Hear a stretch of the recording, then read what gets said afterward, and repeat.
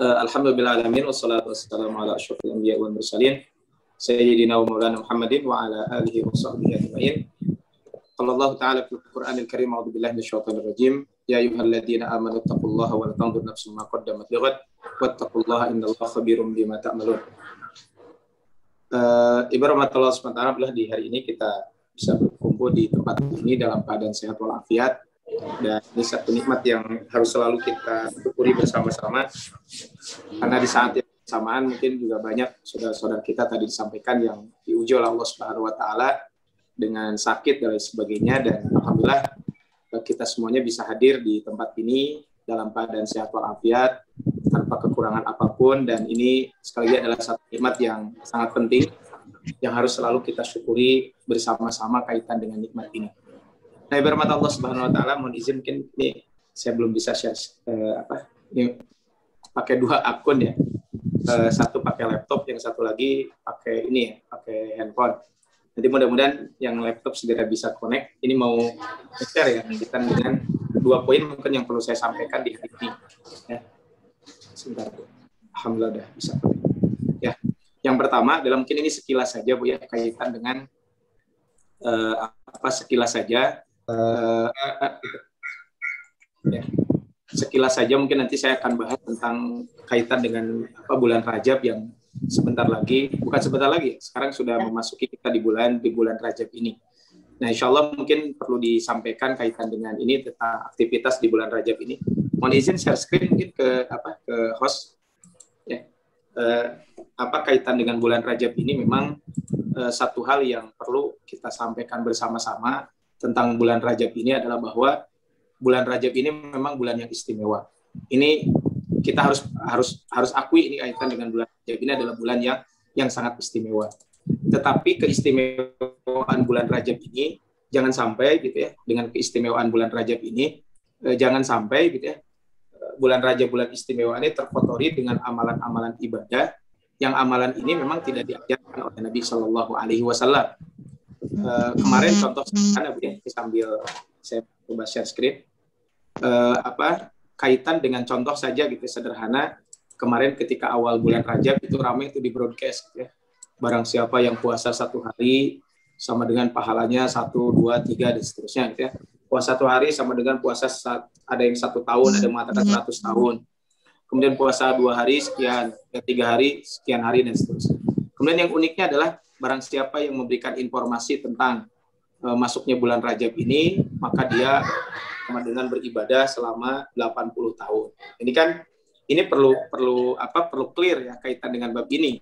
Jangan sampai kaitan dengan bab ini kita abai mungkin ya, ketika berbicara tentang ini kita abai kaitan dengan ternyata hal ini memang tidak diajarkan oleh Nabi SAW. Nah, mungkin bagaimana kaitan dengan kedudukan puasa dan lain sebagainya, itu bab lain. Jadi kalau kita berbicara bagaimana kedudukan puasa di bulan Rajab, boleh atau tidak, ya tentu ini bab lain kita membahas. Tapi kalau kita membahasakan kaitan dengan bab puasa Rajab, kaitan dengan bulan Rajab ini adalah sekali lagi kita harus clear kaitan dengan bab ini. Sebentar, udah bisa share screen?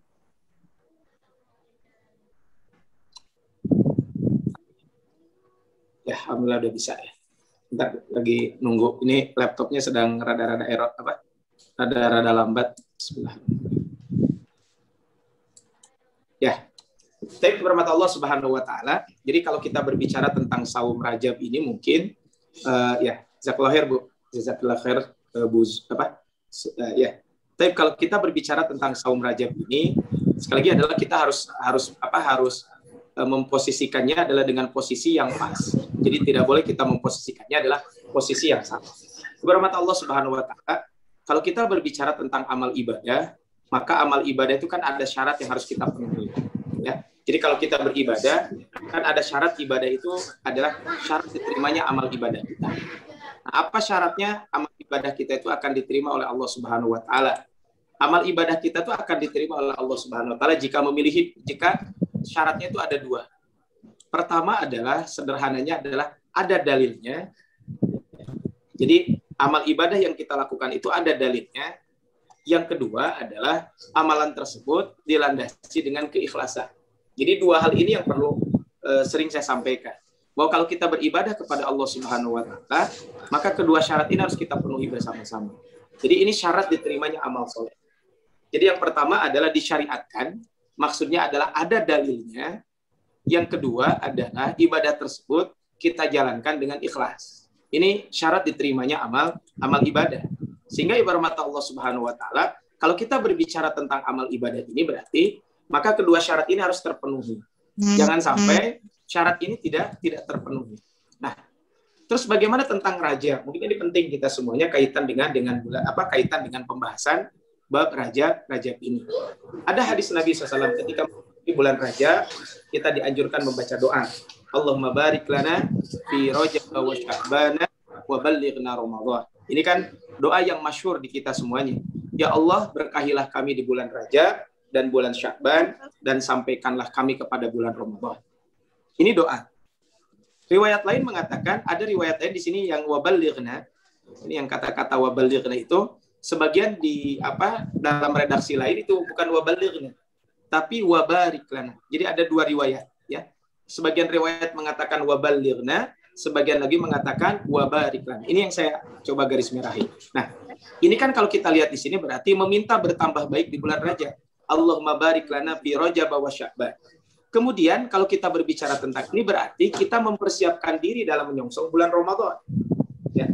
Sehingga kalau kita berdoa ini berarti ada kerinduan kaitan dengan bulan Ramadan yang akan sebentar lagi kita hadapi bersama-sama. Kurang dari 60 hari kalau dari sekarang. Kalau hitung mundur dari sekarang sudah kurang dari 60 hari. Cuman yang jadi pertanyaan adalah kaitan dengan bab ini adalah hadis ini adalah hadis dhaif. Bagaimana hukum berdoa dengan doa tersebut? Ini kan sering jadi pertanyaan. Bagaimana hukum berdoa dengan doa tersebut? Apakah hadis dhaif? Apakah kalau hadis pun dhaif, maka berarti berdoa dengan hadis tersebut otomatis disebut bid'ah? Ini kan harus ada yang mengatakan enggak boleh kita berdoa dengan doa itu. Bid'ah kamu berdoa. Apakah betul ungkapan itu menjadi bid'ah? Baik. Kalau kita berbicara tentang ini, bermat Allah Subhanahu wa taala, ya. Kalau kita berbicara tentang ini maka zikir, ya.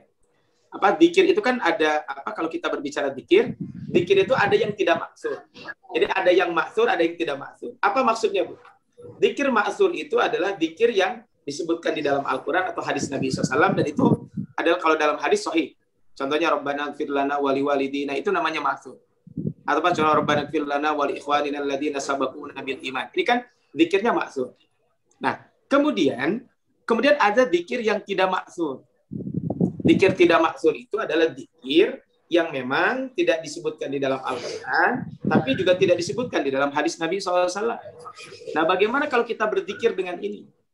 Maka jika zikir itu zikir mutlak itu adalah waktunya kapanpun. Tidak ditentukan waktunya dan keutamaan tertentu. Maka boleh berdoa dengan doa tertentu yang diajarkan oleh orang soleh. Berzikir dengan zikir tertentu, namun berzikir dengan yang maksud itu lebih baik. Jadi itu, ya. Selama tadi tidak bertentangan dengan syariat. Mungkin ada guru kita ngajarin doa ini gitu. So atau baca doa ini. Itu tulisan beliau. Boleh saya. Selama tadi kita tidak boleh mengakui doa ini lebih utama dibanding doa lain. Nah, itu kan yang dilarang dalam Islam. Kemudian bagaimana zikir dalam situasi tertentu? Kan terdapat zikir yang maksud dalam situasi yang sama.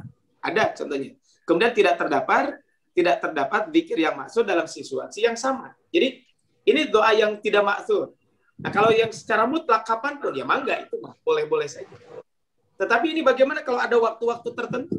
Maka di dalam waktu-waktu tertentu ketika kita berbicara tentang itu maka ada yang maksud, ada yang tidak maksud ini. Nah, tapi berhormat Allah Subhanahu wa taala, kalau kita berbicara tentang zikir ini tadi kembali kepada zikir yang maksud dengan yang tidak maksud ini, maka berhormat Allah Subhanahu wa taala, maka kita akan mendapati tadi ya, kalau kita berbicara tentang zikir ini maka ini adalah contoh ya.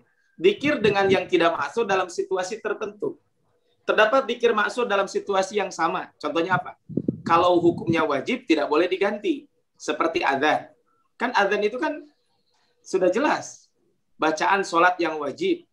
Ada ketika baca Fatihah. Boleh nggak diganti dengan surat Al-Baqarah? Nggak boleh. Takbir, tasyahud, Al-Fatihah. Ini tidak boleh kita ganti. Makanya kalau ada orang mengucapkan Allahu Akbar, diganti boleh nggak dengan Allahu Akbar? Nggak boleh. Kenapa? Karena zikir ini sudah ada yang maksud dan situasinya sama, maka itu tidak dibolehkan. Kalau hukumnya sunnah boleh diganti, seperti kalau tawaf. Walau yang maksud lebih dan baca Quran lebih afdal. Ini kan maksudnya kan ketika tawaf ada zikirnya, contoh Rabbana atina fid dunya hasanah, kan ada riwayat tentang itu. Tapi kan boleh kita baca zikir-zikir yang lain. Nah, kemudian ini kalau tidak terdapat zikir yang maksud dalam situasi yang sama. Contoh adalah dibolehkan keumuman perintah zikir. Allah mengatakan wadzukurullaha katsira, berzikirlah kamu dengan zikir yang banyak. Dengan syarat tidak, nah ini yang penting. Dengan syarat tidak menganggap fadilah dengan zikir tersebut. Jadi boleh kita membaca zikir tertentu yang ditulis oleh ulama dan sebagainya, tapi jangan meyakini barang siapa yang membaca zikir ini maka pahalanya akan 1, 2, 3 dan seterusnya. Maka ini adalah dilarang kaitan dengan bab ini. Contoh Bu ya, kalau kita Ramadan gitu ya, Syawal gitu ya, pas tanggal 1 Syawal atau malam takbiran itu sudah mulai tuh beredar WA dan sebagainya. Taqabbalallahu minna wa minkum Idun mubarak gitu kan. Ahyakumullahu li amsalik dan lain sebagainya. Ini adalah kaitan dengan ini. Nah, ini di antara fatwa yang membolehkan. Ya.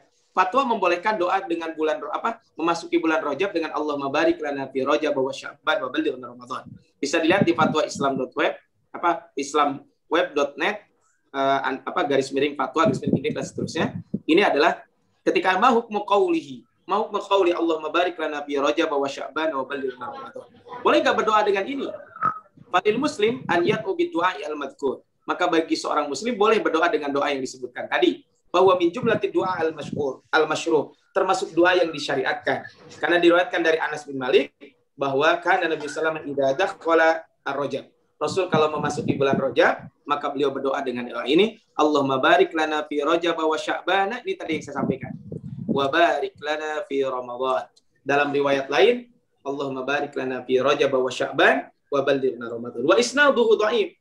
Tapi sanad hadis ini dhaif kama qala Al-Albani wal Arnaud. Sebagaimana tetapi ya sanad hadis ini adalah lemah sebagaimana diungkapkan oleh Syekh Albani dan Syekh Al-Arnaud ketika membahas tentang hadis ini. Jadi ini adalah kaitan dengan bulan kaitan dengan bulan Rajab ini. Jadi keberkahan Allah Subhanahu wa taala. Jadi yang pertama adalah ketika bulan Rajab boleh kita memperbanyak doa tadi. Allahumma barik lana fi Rajab wa Sya'ban wa ballighna Ramadan. Kemudian rahmat Allah Subhanahu wa taala, ini kita akan bahas sekarang hadis-hadis tentang bulan Rajab. Kata Rasulullah di sini disebutkan ini yang masyhur kemarin Bu, ini nyebar di mana-mana di dalil tentang ini. Man shoma yauman min Rajab kataballahu lahu shauma alfasana. Siapa yang saum 1 hari maka akan dibalas dengan 1000 tahun. Jadi pahalanya sama dengan puasa 1000 tahun. Siapa yang saum 7 hari maka haram bagi pintu neraka akan ditutup. Jadi baginya ditutup pintu jahanam. Barang siapa yang saum di bulan Rajab 15 hari, maka dosa-dosanya diganti dengan pahala. Kemudian ada yang berteriak dari langit dan dosa kamu telah diampuni dan amal soleh telah dimulai. Ini adalah kaitan dengan hadis yang berbicara tentang bulan Rajab ini. Kemudian yang kedua, rahmat Allah Subhanahu wa taala, ini tentang keutamaan bulan Rajab. Tapi kaitan dengan bab ini apa? Kaitan tentang hadis ini. Qala Ibnu Hajar, lam yarid fi fadli syahri Rajab wala fi siyamihi wala fi siyami syai'in minhu muta'ayyan. Ya, muayyan. Maka tidak didapatkan ya keutamaan di puasa di bulan Rajab. Kemudian juga keutamaan di bulan Rajab, juga tidak puasanya. Tidak juga puasa tertentu di bulan Rajab. Kemudian juga tidak ada qiyamul lail tertentu. Ya, hadisun shahihun yasluhu lil hujjah. Hadis yang sahih yang bisa dijadikan landasan. Wa qad sabaqani ilal jazm. Bidzalikal Imam Abu Ismail Al-Harawi Al-Hafidz. Rawayna anhu bi isnadin sahih wa kadzalika rawayna min ghairihi. Tabyinul ajab bima warada fi fadli Rajab. Ini contohnya gitu. Kemudian Imam Ibnu Rajab menilai hadis tentang fadilah Rajab adalah dhaif. Ya. Imam Ibnu Qayyim juga mengatakan kullu hadisin fi dzikri shaumi Rajab wa sholati ba'dil layali fihi fa huwa kadzibun muftara. Maka hadisnya itu adalah semua hadis-hadis yang berbicara tentang puasa bulan Rajab ataupun kaitan dengan puasa bulan Rajab atau saum bulan Rajab atau sholat bulan Rajab, maka semuanya adalah hadis-hadis yang dusta dan mengada-ngada. Ini adalah kaitan dengan hadis. Ini kalau kita berbicara tentang puasa di bulan Rajab ini. Tapi rahmat Allah Subhanahu wa taala, ini kalau kita berbicara tentang saum dan yang lainnya di bulan Rajab. Jika rahmat Allah Subhanahu wa taala, bagaimana mungkin kaitan dengan puasa di bulan Rajab? Ini yang sering jadi pertanyaan. Bagaimana hukumnya kita berpuasa di bulan Rajab? Apakah karena hadisnya dhaif gitu ya? Kita tidak boleh mengamalkannya sama sekali atau bagaimana? Apakah makna puasa Rajab? Puasa Rajab itu adalah puasa di bulan Rajab.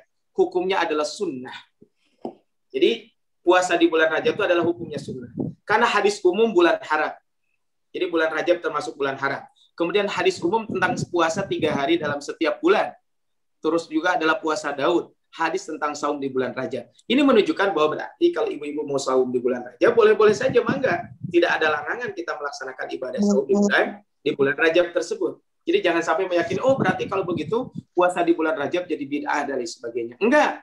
Tapi yang dilarang itu adalah meyakini kaitan dengan keistimewaan saum di bulan Rajab dengan keyakinan yang barusan disampaikan. Saum 1 hari sama dengan 1000 tahun dan sebagainya. Ini adalah kalau kita berbicara tentang saum bulan Rajab ini.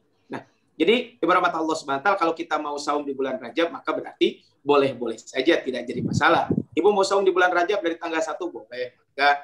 Mau tanggal 2, tanggal 5. Cuma jangan meyakini keutamaan tadi. Saum 1 hari dari keutamanya ini dan sebagainya. Karena memang banyak hadis-hadis yang berbicara tentang saum secara umum. Contoh ini kan saum di bulan haram. Saum yang paling utama setelah bulan Ramadan adalah puasa di bulan Allah yang diharamkan. Ini menunjukkan berarti bolehnya kita melaksanakan ibadah puasa di bulan Rajab ini. Nah, kemudian ini yang berikutnya.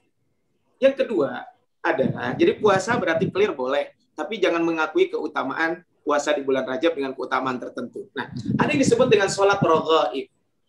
Sholat raghaib itu adalah sholat di hari Kamis malam Jumat pertama di bulan Rajab. Berarti hari ini Selasa, Kamis besok, berarti besok Rabu, Kamis depan. Kamis besok, 2 hari lagi. Nah, bagaimana kaitan dengan puasa ini? Nah, mohon maaf, kaitan dengan sholat ini. Sholat ini adalah sholat di malam Jumat pertama bulan Rajab. Sholatnya adalah hari Kamis siang, Hari Kamis, siangnya puasa. Sholatnya adalah 12 rakaat. Setelah membaca Al-Fatihah, membaca surat Al-Qadar 3 kali, kemudian Al-Ikhlas 12 kali. Ini kan berarti membaca Al-Fatihah 1 kali, baca surat Al-Qadar 3 kali, Al-Ikhlas 12 kali. Kemudian dalam sujud membaca 70 kali. Duduk antara 2 sujud baca 70 kali. Rabbighfir warham wa tazawwaj amma ta'lam innaka antal azizul a'dham. Kemudian sujud dan juga membaca 70 kali subuhun kudusun rabbul malaikati warruh. Subuhun kudusun rabbul malaikati warruh. Setiap 2 rakaat salam, setelah salam membaca sholawat 70 kali. Ini yang disebut dengan sholat raghaib. Bagaimana kaitan dengan sholat ini? Kalau kita berbicara tentang sholat raghaib ini memang ibarat Allah Subhanahu wa taala, maka kalau kita berbicara tentang sholat raghaib ini memang ada hadis, ya. Cuman para ulama mengatakan hadis ini adalah termasuk hadis yang tidak jelas. Nah, para ulama bahasa kasarnya adalah hadis ini termasuk hadis palsu. Waradat sifatuha fi hadisin maudhu. Nah, ada hadisnya adalah hadis palsu. Nah, kalau kita berbicara tentang hadis palsu berarti kita tidak boleh beramal kaitan dengan hadis palsu ini. Ini adalah kalau kita berbicara tentang saum di bulan Rajab ini berarti saum di bulan Rajab boleh, tapi jangan meyakini keutamaan tertentu. Yang kedua, bagaimana kaitan dengan sholat raghaib? Maka sholat raghaib itu kalau mau sholat sunat di bulan Rajab, sholat sunat aja tidak jadi masalah. Tetapi kalau kita meyakini tadi dengan keistimewaan tadi yang barusan disampaikan, maka ini tidak berlandaskan kepada Al-Quran, tidak berlandaskan juga kepada hadis Nabi. Karena kalau yang namanya hadis palsu itu adalah bukan hadis Nabi Shallallahu Alaihi Wasallam. Makanya di sini disebutkan kata Imam Nawawi ketika berbicara tentang sholat raghaib ini. Kata beliau, hiya bid'atun qabihatun munkaratun asyaddul munkar. Kata Imam Nawawi bahwa ini termasuk bid'ah. Yang bid'ah itu bid'ah yang sangat buruk, yang mungkar, asyaddul inkar, mustamilatin alal munkarat, fayata'ayyanu tarkuha wal iradu anha wa inkaruha ala fa'iliha. Dan kita harus mengingkari kepada orang yang melakukan. Imam Nawawi menyebutkan di dalam kitab I'anatul Talibin, qala al-muallif fi irsyadil ibad wa min al-bid'il madmumati allati lam ya'sa allati ya'sam fa'iluha. Di antara doa yang di antara bid'ah yang tercela, yang mana pelakunya dosa ketika melakukan itu, wa yajibu ala wulatil amri matu fa'iliha, dan kepada para pemimpin untuk mencegah kaitan dengan sholat ini. Apa yang disebut dengan sholat raghaib? Itu sholat di hari di Kamis pertama kaitan dengan bulan Rajab ini. Ya, ini adalah kaitan dengan dengan sholat raghaib. Kemudian berikutnya, berahmat Allah Subhanahu wa taala, ini yang berikutnya adalah kaitan dengan Isra Mi'raj. Bagaimana hukum merayakan Isra Mi'raj? Kembali ke perselisihan ulama tentang bid'ah. Pihak yang membolehkan beralasan karena perayaan tersebut bid'ah hasanah.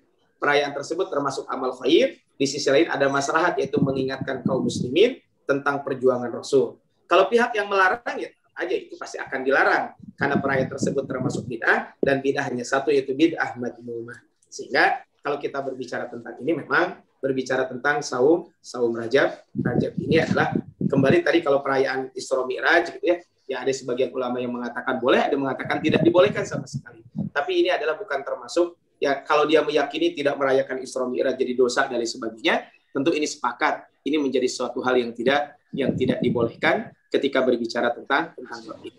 Tapi rahmat Allah Subhanahu wa taala, itu dulu mungkin materi yang saya sampaikan. Ini sekilas saja, sekali lagi adalah tidak detail pembahasan tentang saum di bulan kaitan dengan keutamaan di bulan Rajab ini.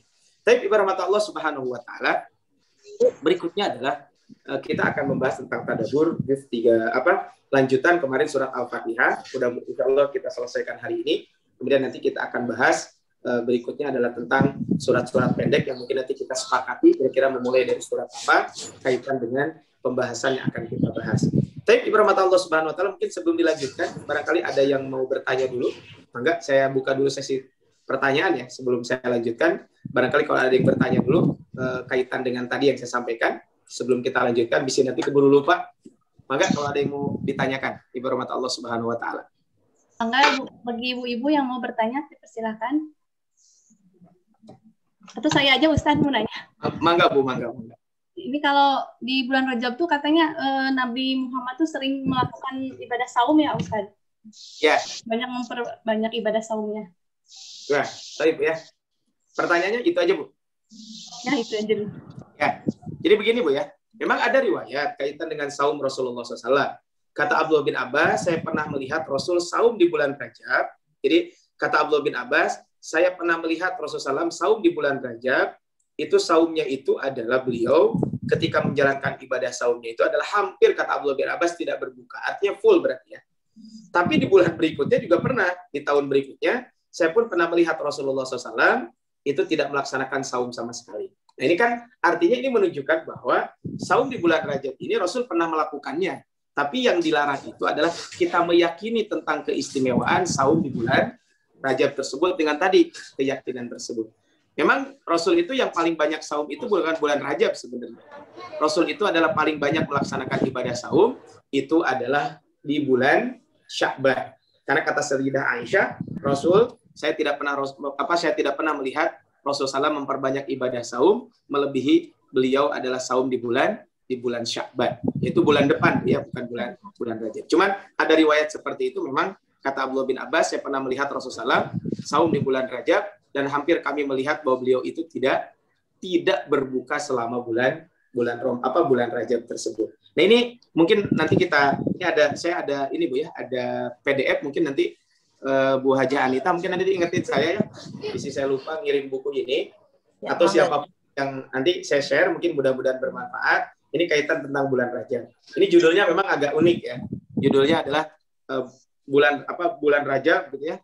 Bulan Rajab masuk neraka dengan bulan Rajab. Ini dibahas tentang bagaimana apakah yang dimaksud dengan Rajab termasuk bulan haram, amalan yang biasa dilakukan di bulan Rajab apa, kemudian yang diperselisihkan apa, kemudian kedudukan hadis amalan bulan Rajab, Imam Nawawi, Ibnu Hajar, terus pendapat yang membid'ahkan, ya, dan seterusnya, pendapat yang mengakruhkan dan seterusnya. Ini mungkin biar kita juga menjadi titik temu ya kaitan dengan bab ini. Intinya adalah bulan Rajab ini adalah bulan yang sangat istimewa. Insyaallah nanti mungkin saya share kaitan dengan buku ini ya ke Ibu Haja Anita, mungkin nanti saya kirimkan, atau mungkin kalau bisa saya lupa, mungkin yang lain juga diingatkan saja.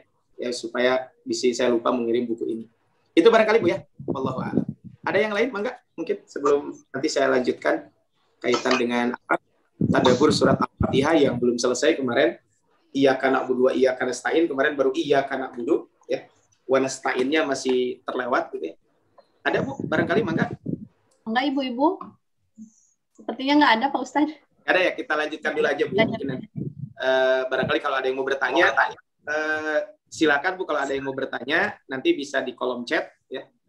Pertanyaannya tidak mesti materi yang kita bahas. Kalau ada pertanyaan yang dikira perlu Ibu tanyakan kaitan dengan masalah agama, ya mangga saja gitu ya. Tidak usah langsungkan untuk berbicara tentang. Tapi kepada Allah Subhanahu wa taala, kita lanjutkan kemarin ya, di bulan yang lalu kita membahas tentang iyyaka na'budu wa iyyaka nasta'in. Kemarin kita baru membahas tentang iyyaka na'budu ya. Kemudian wa iyyaka nasta'in. Nah, ini adalah kita lanjutkan bahwa ketika berbicara tentang iyyaka na'budu wa iyyaka nasta'in, itu kan artinya adalah bahwa kebiasaan unggulan atau the seven Islamic habit ya. Dalam apa yang disebutkan di sini adalah bahwa iyyaka na'budu wa iyyaka nasta'in. Nah, kemarin kita bahas iyyaka na'budu. Kita membahas tentang bahwa kepada Engkau lah kami beribadah dan kepada Engkau juga kami memohon pertolongan. Nah, ibarat Allah Subhanahu wa taala, kalau kita berbicara tentang beribadah ini, ya, mohon maaf, kalau kita berbicara tentang berdoa ini, maka hanya kepada Allah lah kami berdoa. Ya, hanya kepada Allah lah kami memohon pertolongan. Ini kan iyyaka na'budu wa iyyaka nasta'in. Ibarat Allah Subhanahu wa taala, ya, sekali lagi adalah ketika kita berbicara tentang doa ini, ya, ini kita hanya berdoa kepada Allah Subhanahu wa taala. Nah, ketika kita berbicara tentang ini, kita adalah makhluk yang sangat lemah, tidak punya daya dan kekuatan. Ya, kita seolah-olah merasa diri kita kuat dan hebat, tapi sebenarnya kita lemah. Saya sering contohkan Bu ya, di masa pandemi ini kan kita tahu virus pandemi ini kan juga sebesar apa sih virusnya itu? Kecil kan? Tapi walaupun kecil, kita semuanya juga agak kebingungan gitu ya ketika melihat kaitan dengan virus ini. Ya. Virus ini kecil, tapi ternyata walaupun kecil juga sampai saat ini orang juga bingung dengan penyakit ini. Bahkan para dokter ilmuwan juga sampai saat ini bahasa kasarnya belum menemukan obat kaitan dengan virus ini. Ini kan kita berarti loh. Tetapi sebenarnya kita tidak memiliki apa-apa. Kehidupan kita sekarang sangat bergantung dengan fasilitas yang Allah berikan. Ar-Rahmanir Rahim. Kalau bukan kasih sayang Allah, kita tidak bisa hidup. Maka bagaimana nasib kita jika udara yang kita perlukan tiba-tiba berkurang kadarnya? Apa yang bisa kita lakukan seandainya air yang ada di muka bumi ini hilang? Di saat bumi bergeser dan goncang, siapa yang bisa menahannya? Ketika air laut melewati batas dan masuk secara tiba-tiba ke daratan, siapa yang mampu mencegahnya? Ya, ini adalah kalau kita berbicara tentang iyyaka na'budu wa iyyaka nasta'in ini. Maka ibarat Allah Subhanahu wa taala, kalau kita berbicara tentang ini berarti berbicara tentang apa? Berbicara tentang bahwa betapa lemahnya kita. Hari-hari ini kita mendengar saudara-saudara kita yang tertimpa musibah. Gak usah jauh-jauh Bu, mungkin yang di sekeliling kita, di Bogor, di Subang, kan dekat dengan kita. Kemudian di Sumedang. Ini kan kejadian-kejadian yang subhanallah. Ini menunjukkan betapa lemahnya kita semuanya. Ya. Makanya stop kesombongan. Ngapain kita sombong? Orang yang tidak merasa malu, orang yang merasa tidak perlu berdoa adalah orang yang sombong. Padahal apa yang bisa dibanggakan dari kita? Ya. Kemudian, maka bagaimana agar doa kita ini menjadi kenyataan? Ini yang jadi penting buat kita semuanya. Bagaimana supaya Allah mengabulkan doa kita? Makanya, doa adalah ibadah, senjata orang yang beriman. Maka kemudian agar doa kita dapat menjadi inti ibadah, menjadi senjata yang melindungi kita dan mengabulkan dan mengubah takdir, membuka pintu pertolongan, maka pastikan 4 paradigma kita berdoa ini. Jadi supaya doa kita makbul. Ya. Apa saja? Pertama, tadi kan kita ini makhluk yang lemah. Maka yang pertama adalah hendaklah kita memperjelas posisi kita itu apa. Jadi posisi kita itu seperti apa? Maksudnya bagaimana? Maksudnya adalah bahwa kita ini adalah abdun min ibadillah. Kita ini sebagai hamba dan Allah adalah sebagai khalik. Ini jelas posisi kita.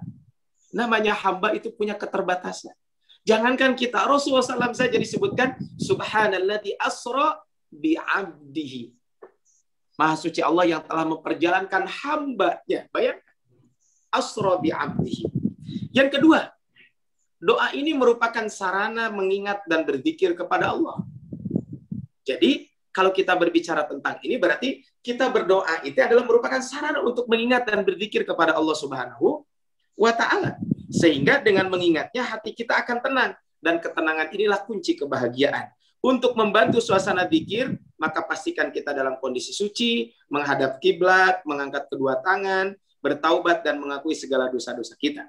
Makanya kata Allah dalam surat Ar-Ra'd ayat ke-28. Surat 13 ayat 28. alladzina amanu wa tatma'innu qulubuhum bidzikrillah. Orang-orang beriman dan hati mereka tenang dengan mengingat Allah. Apa kata Allah Subhanahu wa taala? Ala bidzikrillahi tatmainnul qulub. Ketahuilah bahwa dengan mengingat Allah Subhanahu wa taala hati kita menjadi tenang. Jadi kalau kita berdoa, paradigmanya adalah satu, jelas posisi kita sebagai hamba Allah. Karena kita sebagai hamba, maka rendahkan diri hati kita. Artinya kalau kita berdoa, rendahkan hati kita serendah-rendahnya di hadapan Allah. Tidak boleh sombong. Maka kita merasa bergantung kepada Allah Subhanahu wa taala. Kemudian ketika doa kita adalah merupakan sarana mengingat dan berzikir kepada Allah, maka ketika kita berbicara tentang ini berarti kita semuanya adalah ketika berzikir kepada Allah, mengingat Allah itu, maka siapkan hati kita. Kemudian yang ketiga, doa adalah permohonan dan harapan. Doa hakikatnya adalah permohonan kita kepada Allah untuk mencapai untuk mencapai target apa yang kita inginkan. Itu kan sebenarnya doa. Jadi ketika kita berdoa sesungguhnya kita sedang memohon kepada Allah.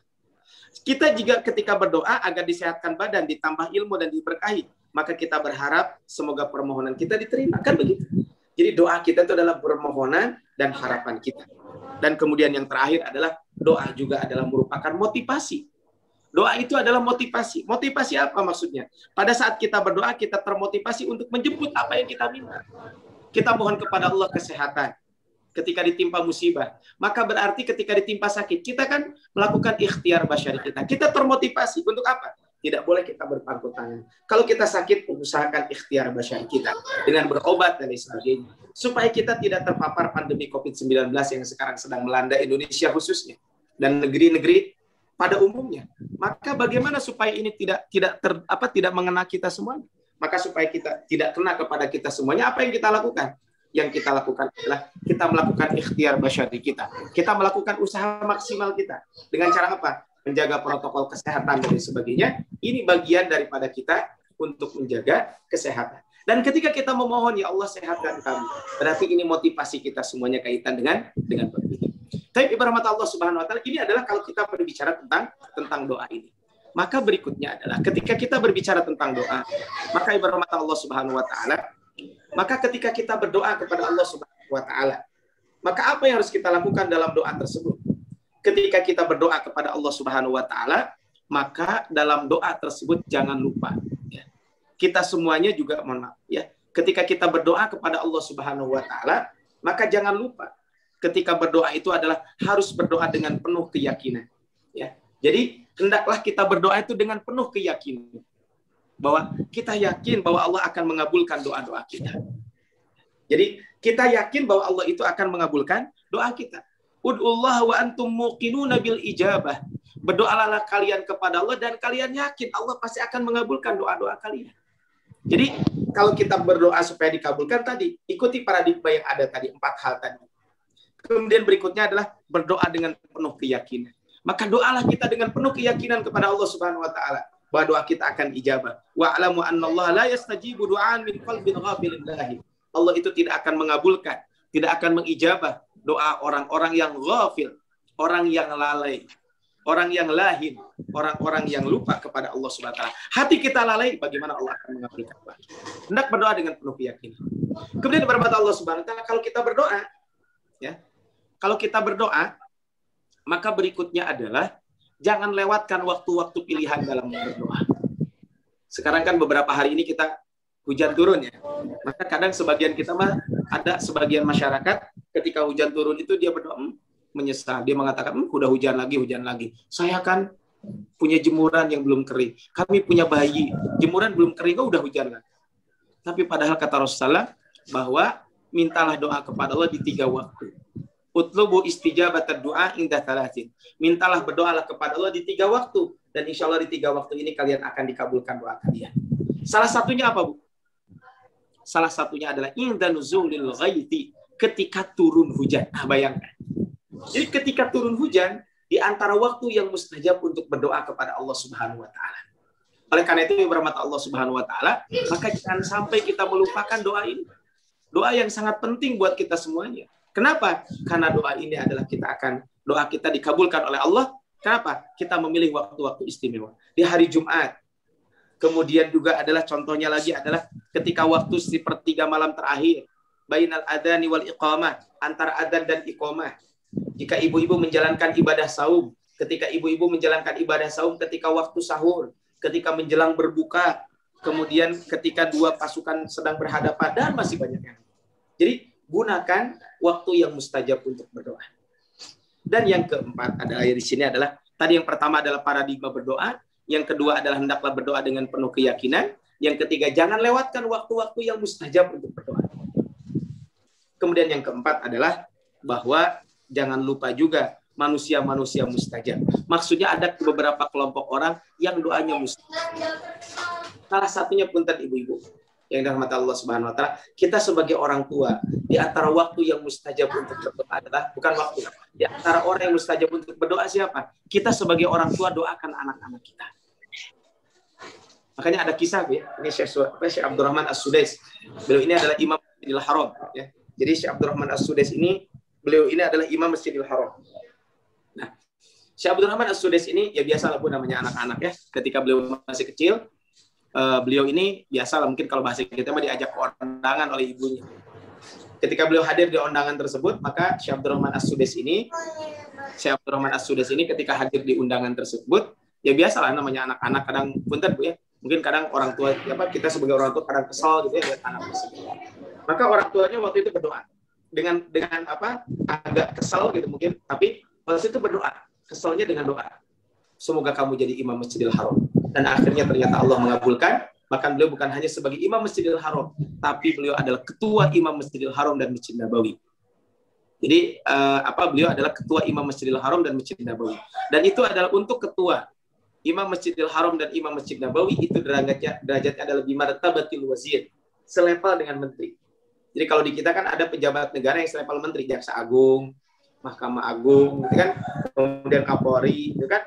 Dia bukan menteri, tapi jabatan mereka adalah selevel dengan menteri. Nah, Syekh Abdurrahman As-Sudais ini, beliau mendapatkan tadi kedudukan yang istimewa. Mungkin kenapa? Bisa jadi karena doa-doa yang bisa panjatkan oleh orang tua. Makanya kita sebagai orang tua, tentu jangan lupa kita selalu mendoakan anak-anak kita. Apa yang kita doakan? Doakan anak kita adalah doa-doa yang baik. Ini kan menunjukkan bahwa jadi kalau kita ingin doa kita mustajab adalah lakukan 4 hal tadi. Ingat paradigma berdoa. Kemudian yang kedua adalah berdoa dengan keyakinan bahwa Allah akan mengijabah doa kita. Kemudian jangan lewatkan waktu-waktu mustajab untuk berdoa dan jangan lewatkan orang-orang yang baik, orang-orang yang doanya mustajab. Kalau seandainya mereka berdoa. Contohnya ada orang sedang saum, mungkin kita mohon doakan yang sedang saum, keluarga kami sedang diuji dengan sakit dan lain sebagainya. Semoga Allah segera menyambut penyakitnya. Ini adalah kaitan dengan bab ini. Tapi rahmat Allah Subhanahu wa taala. Jadi ini adalah kalau kita berbicara tentang doa.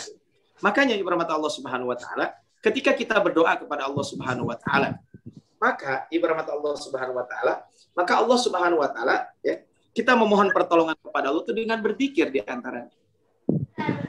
Selain berdoa, zikir adalah amalan istimewa Nabi SAW dan para sahabatnya. Zikir merupakan media yang membuat kehidupan Nabi dan para sahabat benar-benar menjadi pribadi yang tenang. Jadi kalau kita ingin berdoa, boleh. Tapi ternyata tidak mesti berdoa. Dengan berzikir pun kita semuanya bisa mendapatkan keistimewaan juga. Makanya Al-Imam Ibnul Qayyim, beliau menyebutkan, ya, Al-Imam Ibnul Qayyim di dalam kitabnya Fawaidul Adhkar, ya, beliau punya buku namanya Al-Adhkar. Maka dalam kitab Fawaidul Adhkar, ya, Al-Imam Ibnul Qayyim menyebutkan di dalam kitab Fawaidul Adhkar, di antara faidah-faidah kita berzikir, maka beliau menyebutkan ada 73 manfaat kita berzikir kepada Allah Subhanahu wa taala. Ini sangat banyak, mungkin saya tidak akan sebutkan, ada 73. Di antaranya adalah wajah berzikir itu cerah, zikir menambah saksi bagi orang yang saksi bagi seorang hamba di hari kiamat, membersihkan sifat munafik, menghalang antara hamba dengan neraka jahanam, malaikat memintakan ampun bagi orang berzikir, dan masih banyak keutamaan berzikir kepada Allah Subhanahu wa taala yang disampaikan oleh Imam Ibnul Qayyim di dalam kitabnya Fawaidul Adhkar, keutamaan berzikir. Nah, ibarat Allah Subhanahu wa taala, kalau kita berbicara tentang zikir, selama ini kan identik subhanallah, gitu kan, itu zikir. Alhamdulillah, wala ilaha illallah, wallahu akbar. Tidak salah. Tapi ternyata kalau kita berzikir, kalau kita ingin berzikir kepada Allah Subhanahu wa taala, itu banyak. Minimal ada 4. Yang pertama adalah berzikir kepada Allah Subhanahu wa taala itu adalah zikir yang diucapkan setiap waktu. Jadi zikir yang kita ucapkan setiap waktu, subhanallah, itu kan boleh kita ucapkan kapan? Alhamdulillah, Allahu Akbar. Itu kan zikir. Silakan kita baca di pagi hari, kita mau baca di sore hari, kita mau baca di malam hari, itu adalah semuanya dibolehkan. Ini adalah zikir yang pertama. Kemudian yang kedua, kalau kita berzikir juga adalah, maka dengan cara apa? Dengan wirdul Qur'ani, dengan kita membaca Al-Qur'an. Jadi, kalau kita membaca Al-Qur'an, maka itu termasuk zikir kepada Allah Subhanahu wa taala. Bahkan Allah Subhanahu wa taala memberikan apresiasi khusus bagi orang-orang yang membaca Al-Qur'an. Lihat di dalam surat Fatir ayat 29. Sesungguhnya orang-orang yang membaca Al-Qur'an, kemudian dia mendirikan salat, kemudian menginfakkan harta yang telah Allah berikan kepada mereka, yang kami berikan kepada mereka, sirra wa alaniyah, baik sendiri-sendiri, tersembunyi, ataupun terang-terangan. Baik ketika dia itu menjalankan ibadah ini adalah zikirnya itu adalah, berinfaknya itu adalah diam-diam ataupun terang-terangan. Kata Allah, yarjuna tijaratan lan tabur. Dia itu mengharapkan perniagaan dengan Allah yang tidak akan pernah merugi. Bayangkan. Ini adalah keistimewaan orang yang berzikir kepada Allah Subhanahu wa taala. Yarjuna tijaratan lan tabur. Mereka mengharapkan perniagaan kepada Allah yang tidak akan pernah merugi. Bahkan ketika Allah Subhanahu wa taala berbicara tentang siapa sih orang-orang soleh itu, kan setiap kita ingin menjadi pribadi yang soleh. Di antara indikatornya adalah lihat dalam surat Ali Imran ayat 113. Laisu sawa'a. Mereka itu tidak sama. Ini kan cerita tentang orang-orang Yahudi. Orang Yahudi itu tidak sama semua. Ada Yahudi yang beriman ujung-ujungnya kepada Allah Subhanahu wa taala. Laisu sawa'a. Kata Allah, min ahlil kitabi ummatun qa'imah. Di antara ahlul kitab itu ada golongan yang berlaku lurus. Kemudian yatluna ayatillahi ana al-laili wa hum yasjudun. Mereka membaca Al-Qur'an, baik itu di malam hari atau di siang hari, kemudian mereka sujud. Yaitu sujud, yaitu maksudnya adalah menjalankan sholat malam. Bayangkan, ini adalah orang-orang yang termasuk orang-orang yang soleh. Kemudian pahala besar menanti bagi orang yang membaca Al-Qur'an tersebut. Makanya disebut dengan wirdul Qur'an. Jadi yang kedua ini adalah yang disebut dengan wirid Al-Qur'an. Kepada mata Allah Subhanahu wa taala, wirid Al-Qur'an. Kita membaca Al-Qur'an baik di pagi hari, di siang hari, kapanpun kita bisa membaca ayat-ayat tersebut. Kemudian berikutnya adalah setelah kita berbicara tentang wiridul Qur'an, keajaiban membaca Al-Qur'an juga sangat banyak. Kemudian berikutnya adalah yang dimaksud dengan zikir itu adalah zikir pagi atau disebut dengan al-ma'thurat. Ya, ada buku al-ma'thurat, ada buku zikir pagi dan sore. Mangga lah itu mah. Tapi ini adalah diajarkan kita untuk membaca zikir tersebut. Dan yang terakhir adalah zikir berdasarkan waktu dan momentum. Maksudnya gimana? Zikir berdasarkan waktu dan momentum itu. Zikir berdasarkan waktu dan momentum itu maksudnya adalah kadang ada waktu-waktu tertentu kita baca zikir ini. Contoh masuk toilet kan ada zikir. Kita mau makan, itu pun ada zikirnya. Ya, ketika kita selesai makan, itu pun ada zikirnya. Atau ketika kita menjalankan sholat istikharah, itu juga mungkin ada zikirnya. Sehingga ini yang disebut dengan zikir berdasarkan waktu dan momentum. Ini maksudnya adalah zikir berdasarkan waktu dan momentum ini adalah maksudnya zikir secara umum, tapi waktu-waktunya sudah ditentukan. Ini adalah kalau kita berbicara tentang zikir ini. Di mata Allah Subhanahu wa taala, ini adalah kalau kita berbicara tentang poin kelima itu adalah orang-orang tadi yang selalu apa? Orang-orang tersebut adalah dia termasuk bahagiakan hidup dengan ibadah dan berdoa. Jadi dengan kita ibadah kita akan menjadi bahagia, dan dengan kita berdoa kita pun akan menjadi bahagia. Sedikit ya sebelum kita lanjutkan ke ayat ke-6, ihdinas siratal mustaqim. Penelitian dilakukan di Mesir dengan metode eksperimen yang dilakukan sebanyak 210 kali. Dalam 42 pertemuan terhadap sukarelawan usia antara 17 tahun sampai 40 tahun. Semuanya non-muslim. Hasil penelitian tersebut adalah pertama, mendengarkan Al-Quran dapat menggiatkan sistem kekebalan tubuh hingga terhindar dari penyakit-penyakit berbahaya, baik yang baru maupun yang telah lama. Sekitar 79% merasakan perubahan, menunjukkan keringanan otot saraf secara langsung. Kedua, ketegangan menyebabkan kekurangan imunitas dalam tubuh. Akibatnya timbul kerusakan pada keseimbangan fungsi internal tubuh. Tingkat keberhasilan dari mendengarkan bacaan Al-Quran dapat menurunkan ketegangan sampai 65%. Bayangkan, Bu, ini salah satunya zikir, dan zikir tersebut adalah bisa jadi zikir tersebut adalah dengan membaca Al-Quran. Tapi rahmat Allah Subhanahu wa taala berikutnya adalah kita bahas ayat ke-6. Insyaallah kita selesaikan sampai ayat ke-7 di hari ini. Mudah-mudahan ayat ke-6 ini adalah berbicara tentang ihdinas siratal mustaqim. Tunjukinlah kami ke dalam jalan yang lurus. Ibu rahmat Allah Subhanahu wa taala. Kalau kita berbicara tentang ihdinas siratal mustaqim, ini kan berbicara tentang jalan. Jalan yang sedang kita lalui ini adalah jalan yang berliku-liku. Ini adalah kalau kita berbicara tentang jalan ini. Kalau sekarang mungkin kita dimudahkan dengan adanya Google Map dan lain sebagainya. Mungkin kalau dulu ketika kita akan pergi ke satu tempat, kadang kebingungan. Di mana tempat tersebut? Hanya ke sini, dan sebagainya. Sekarang mungkin dibantu dengan Google Map dan lain sebagainya. Hingga ini adalah kisah penulis, menarik. Penulis ini di tahun 2007 menghadiri undangan pernikahan, ya, salah seorang teman yang rajin hadir di pengajian pekanan. Nah, kemudian beliau waktu itu suruh ke acara pernikahan tersebut. Tempat di satu tempat. Beberapa kali ke tempat tersebut, tapi lupa kan namanya orang. Begitu jalan ke sana ke sini dan sebagainya, akhirnya ketemu juga, tapi membutuhkan waktu yang lama. Kenapa? Karena tadi ya karena ketika berbicara tentang ini, maka orang tersebut ya ketika jalan penulis tersebut lupa jalan dan sebagainya. Ini kan menunjukkan bahwa kalau pelajarannya adalah apa? Ketika jalan hidup ini sungguh berliku, kenapa? Ternyata tidak gampang menelusuri jalan yang berbelok-belok jika tidak mengenal medan. Yang lebih sulit itu adalah menelusurinya tanpa panduan sama sekali. Bahkan dengan mengikuti panduan yang tidak akurat saja, kita dipastikan tidak akan sampai ke lokasi. Coba sekarang gini, kalau ada Google Map aja, kadang kita kalau yang ikuti panduan, betapa repot. Sekarang sih udah ada Google Map. Artinya apa? Sudah ada panduan. Coba kalau kita suruh pergi ke satu tempat tanpa panduan yang ada, kira-kira gimana? Bingung kita. Coba aja. Ibu, saya bilang, ibu datang ke tempat sana. Ibu nggak punya Google Map dan sebagainya. Kita kan kebingungan. Dalam perjalanan kita akan menempuh jalan utama dan banyak sekali cabang-cabang. Kan kalau berjalan gitu. Saya tadi jam 9 sampai jam 11 lebih, setengah 12 ya, streaming, rekaman, syuting, rekaman gitu ya.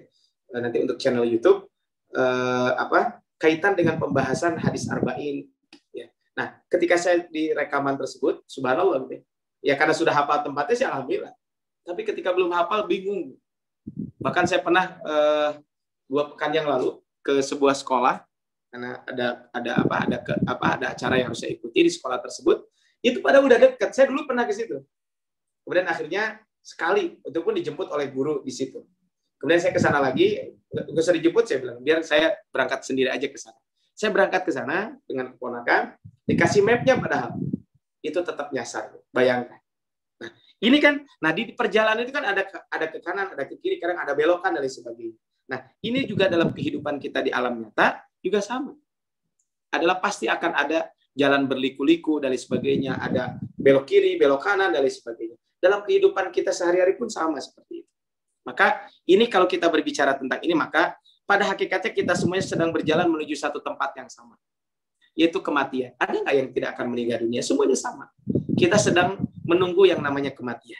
Nah, suka tidak suka jalan kita lalui saat ini sebenarnya memang mengantarkan kita menuju lokasi yang disebut dengan kuburan.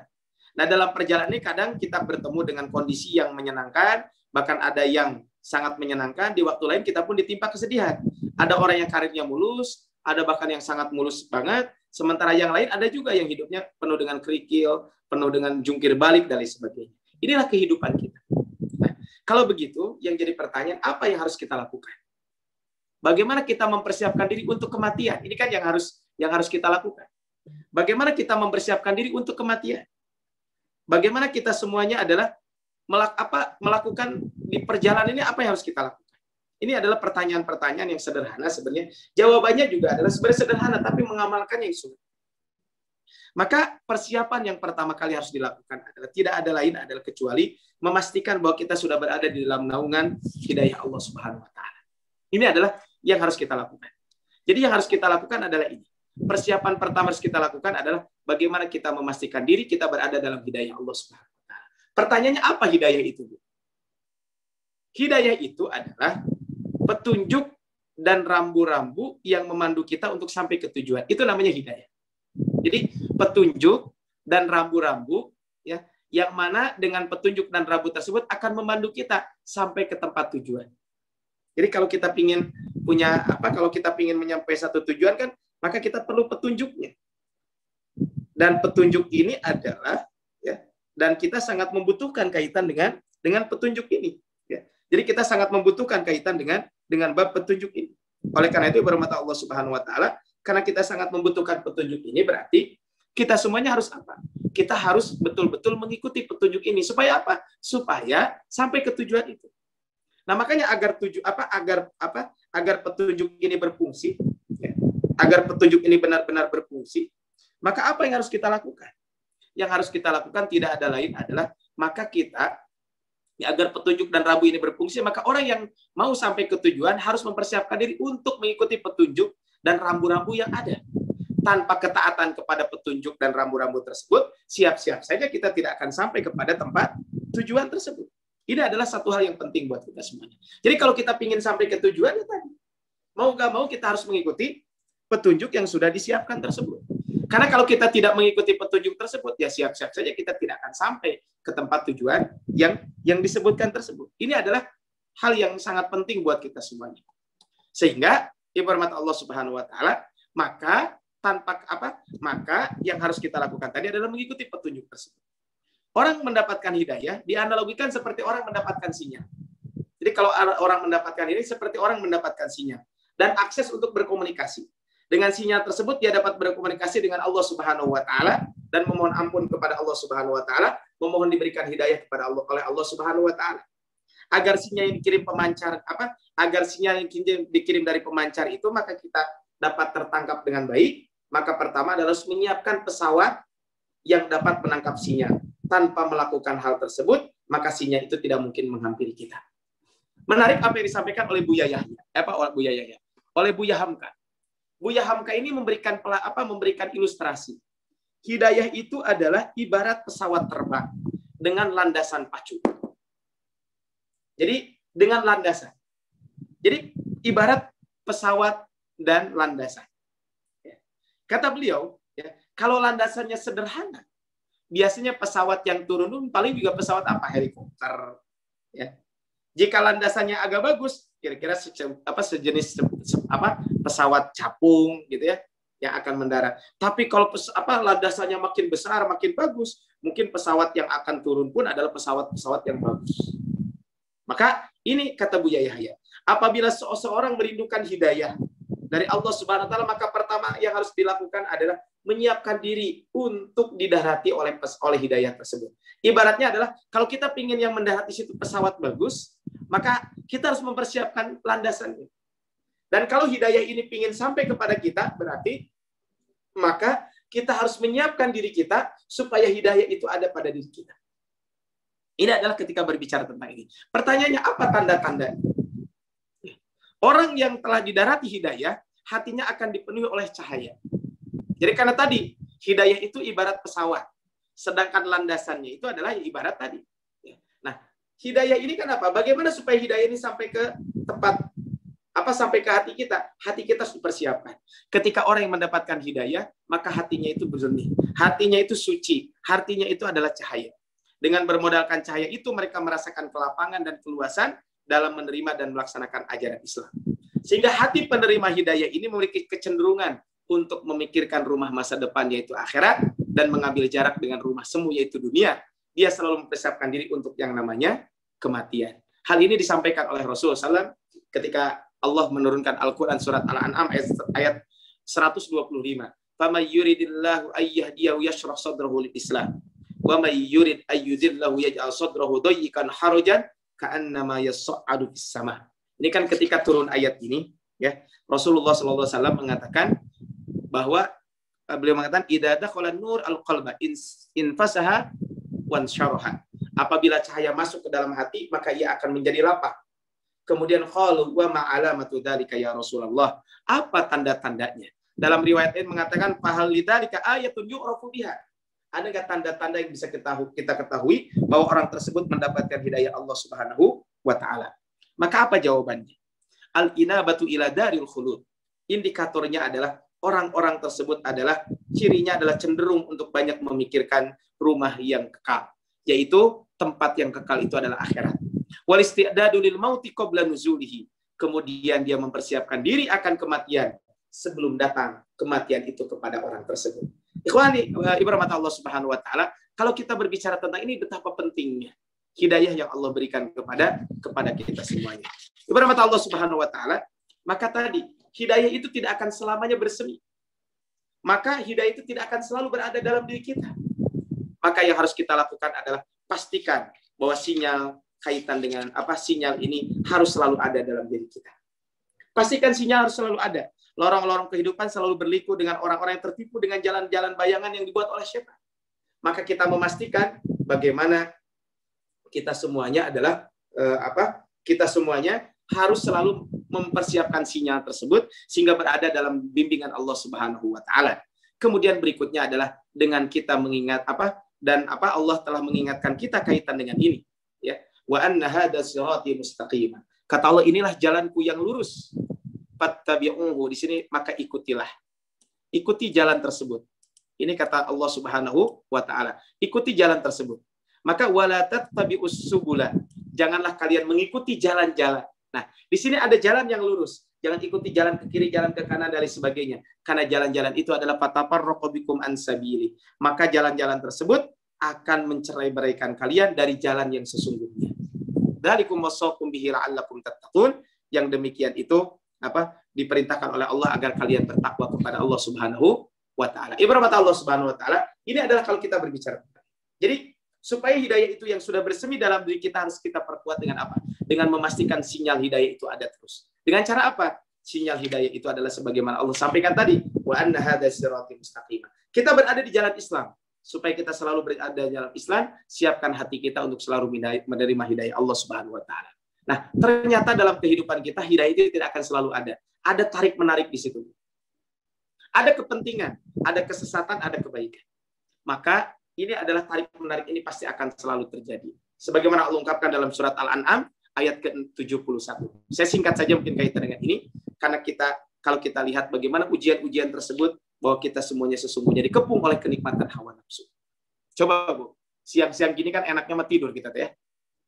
Ngantuk, tadi habis makan siang, paginya adalah mungkin sebagian ibu-ibu yang ngajarin anaknya daring, menemani anaknya daring. Bahkan mungkin kalau di sini juga ada ibu-ibu yang profesi sebagai guru harus ngajar dan sebagainya. Siang-siang ini kan enaknya tidur, Bu. Tantangannya itu. Tapi kenapa kita bisa hadir di majelis ini? Ya, tadi karena kita bisa mengalahkan hawa nafsu. Subuh itu kan enaknya mah tidur. Apalagi hari-hari ini kan hujan. Ya kan seperti itu.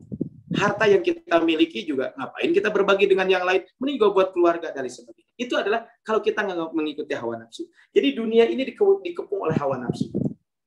Makanya kaitan dengan ini adalah kita harus bisa melawan hawa nafsu ini. Makanya Nabi Yusuf alaihissalam ketika dia berkatakan qala rabbi sijni ahabbu ilayya mimma yad'unani ilaihi. Yusuf berkata, wahai Tuhanku, penjara itu lebih baik aku sukai daripada memenuhi ajakan mereka kepadaku. Betapa beliau diuji oleh Allah Subhanahu wa taala dengan apa? Dengan ada orang yang ngajak selingkuh dan mesum dan sebagainya, tapi beliau ketika itu kuat dalam menghadapi ujian yang diujikan oleh Allah Subhanahu wa taala kepada Nabi Yusuf alaihissalam. Nah, kemudian apa kata beliau? Illa tasrif anni kaidahunna asbu ilaihinna wa aku minal jahilin. Ya Allah, jika engkau tidak hindarkan daripada tipu daya mereka, tentu aku akan cenderung untuk memenuhi keinginan mereka dan tentulah aku termasuk orang-orang yang bodoh. Ini kan menunjukkan bahwa betapa ya ujian yang Allah berikan kepada kita ini sangat berat buat kita semuanya. Makanya kita semuanya adalah perlu selalu memohon hidayah kepada Allah Subhanahu wa taala kaitan dengan ini. Ya berkat Allah Subhanahu wa taala. Nah, makanya kalau kita berbicara tadi tentang dikepung oleh kenikmatan dan hawa nafsu, dan kita pun berhadapan dengan setan, yang mana setan itu adalah selalu merancang siang dan malam. Untuk apa? Untuk menggoda kita semuanya. Jadi, kalau kita lihat mereka adalah selalu merancang makar siang dan malam. Mereka juga merancang kaitan dengan bagaimana supaya menghindarkan orang dari hidayah Allah Subhanahu wa taala. Makanya yang harus kita lakukan adalah ibadah Allah Subhanahu wa taala. Kemudian berikutnya adalah hati kita juga berbolak-balik. Udah tadi dipenuhi dengan ujian, hati kita pun terbolak-balik. Ini kan hati kita selalu bolak-balik. Maka apa? Waspada kaitan dengan fitnah. Ini kan ada fitnah. Zuyyina linnasi hubbus syahawati minan nisa. Ini fitnah, ujian. Kemudian, maka ini adalah yang jadi pertanyaan berikutnya adalah bagaimana solusinya supaya hidayah ini selalu ada dalam diri kita. Solusinya adalah sudah tidak ada lain kecuali istiqomah dan konsisten. Ini adalah pembahasan ayat ini.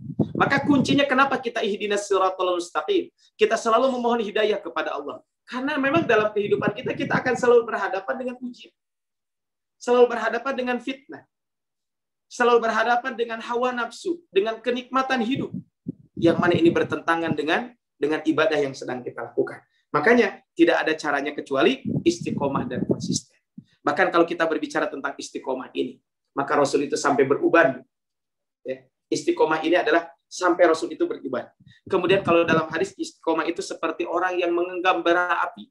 Saking beratnya kaitan dengan istiqomah. Sehingga kalau kita berbicara tentang ini, maka hidayah itu mahal dan kita itu harus merawat yang namanya hidayah. Nah, bagaimana supaya hidayah kita ini bisa terawat dengan baik?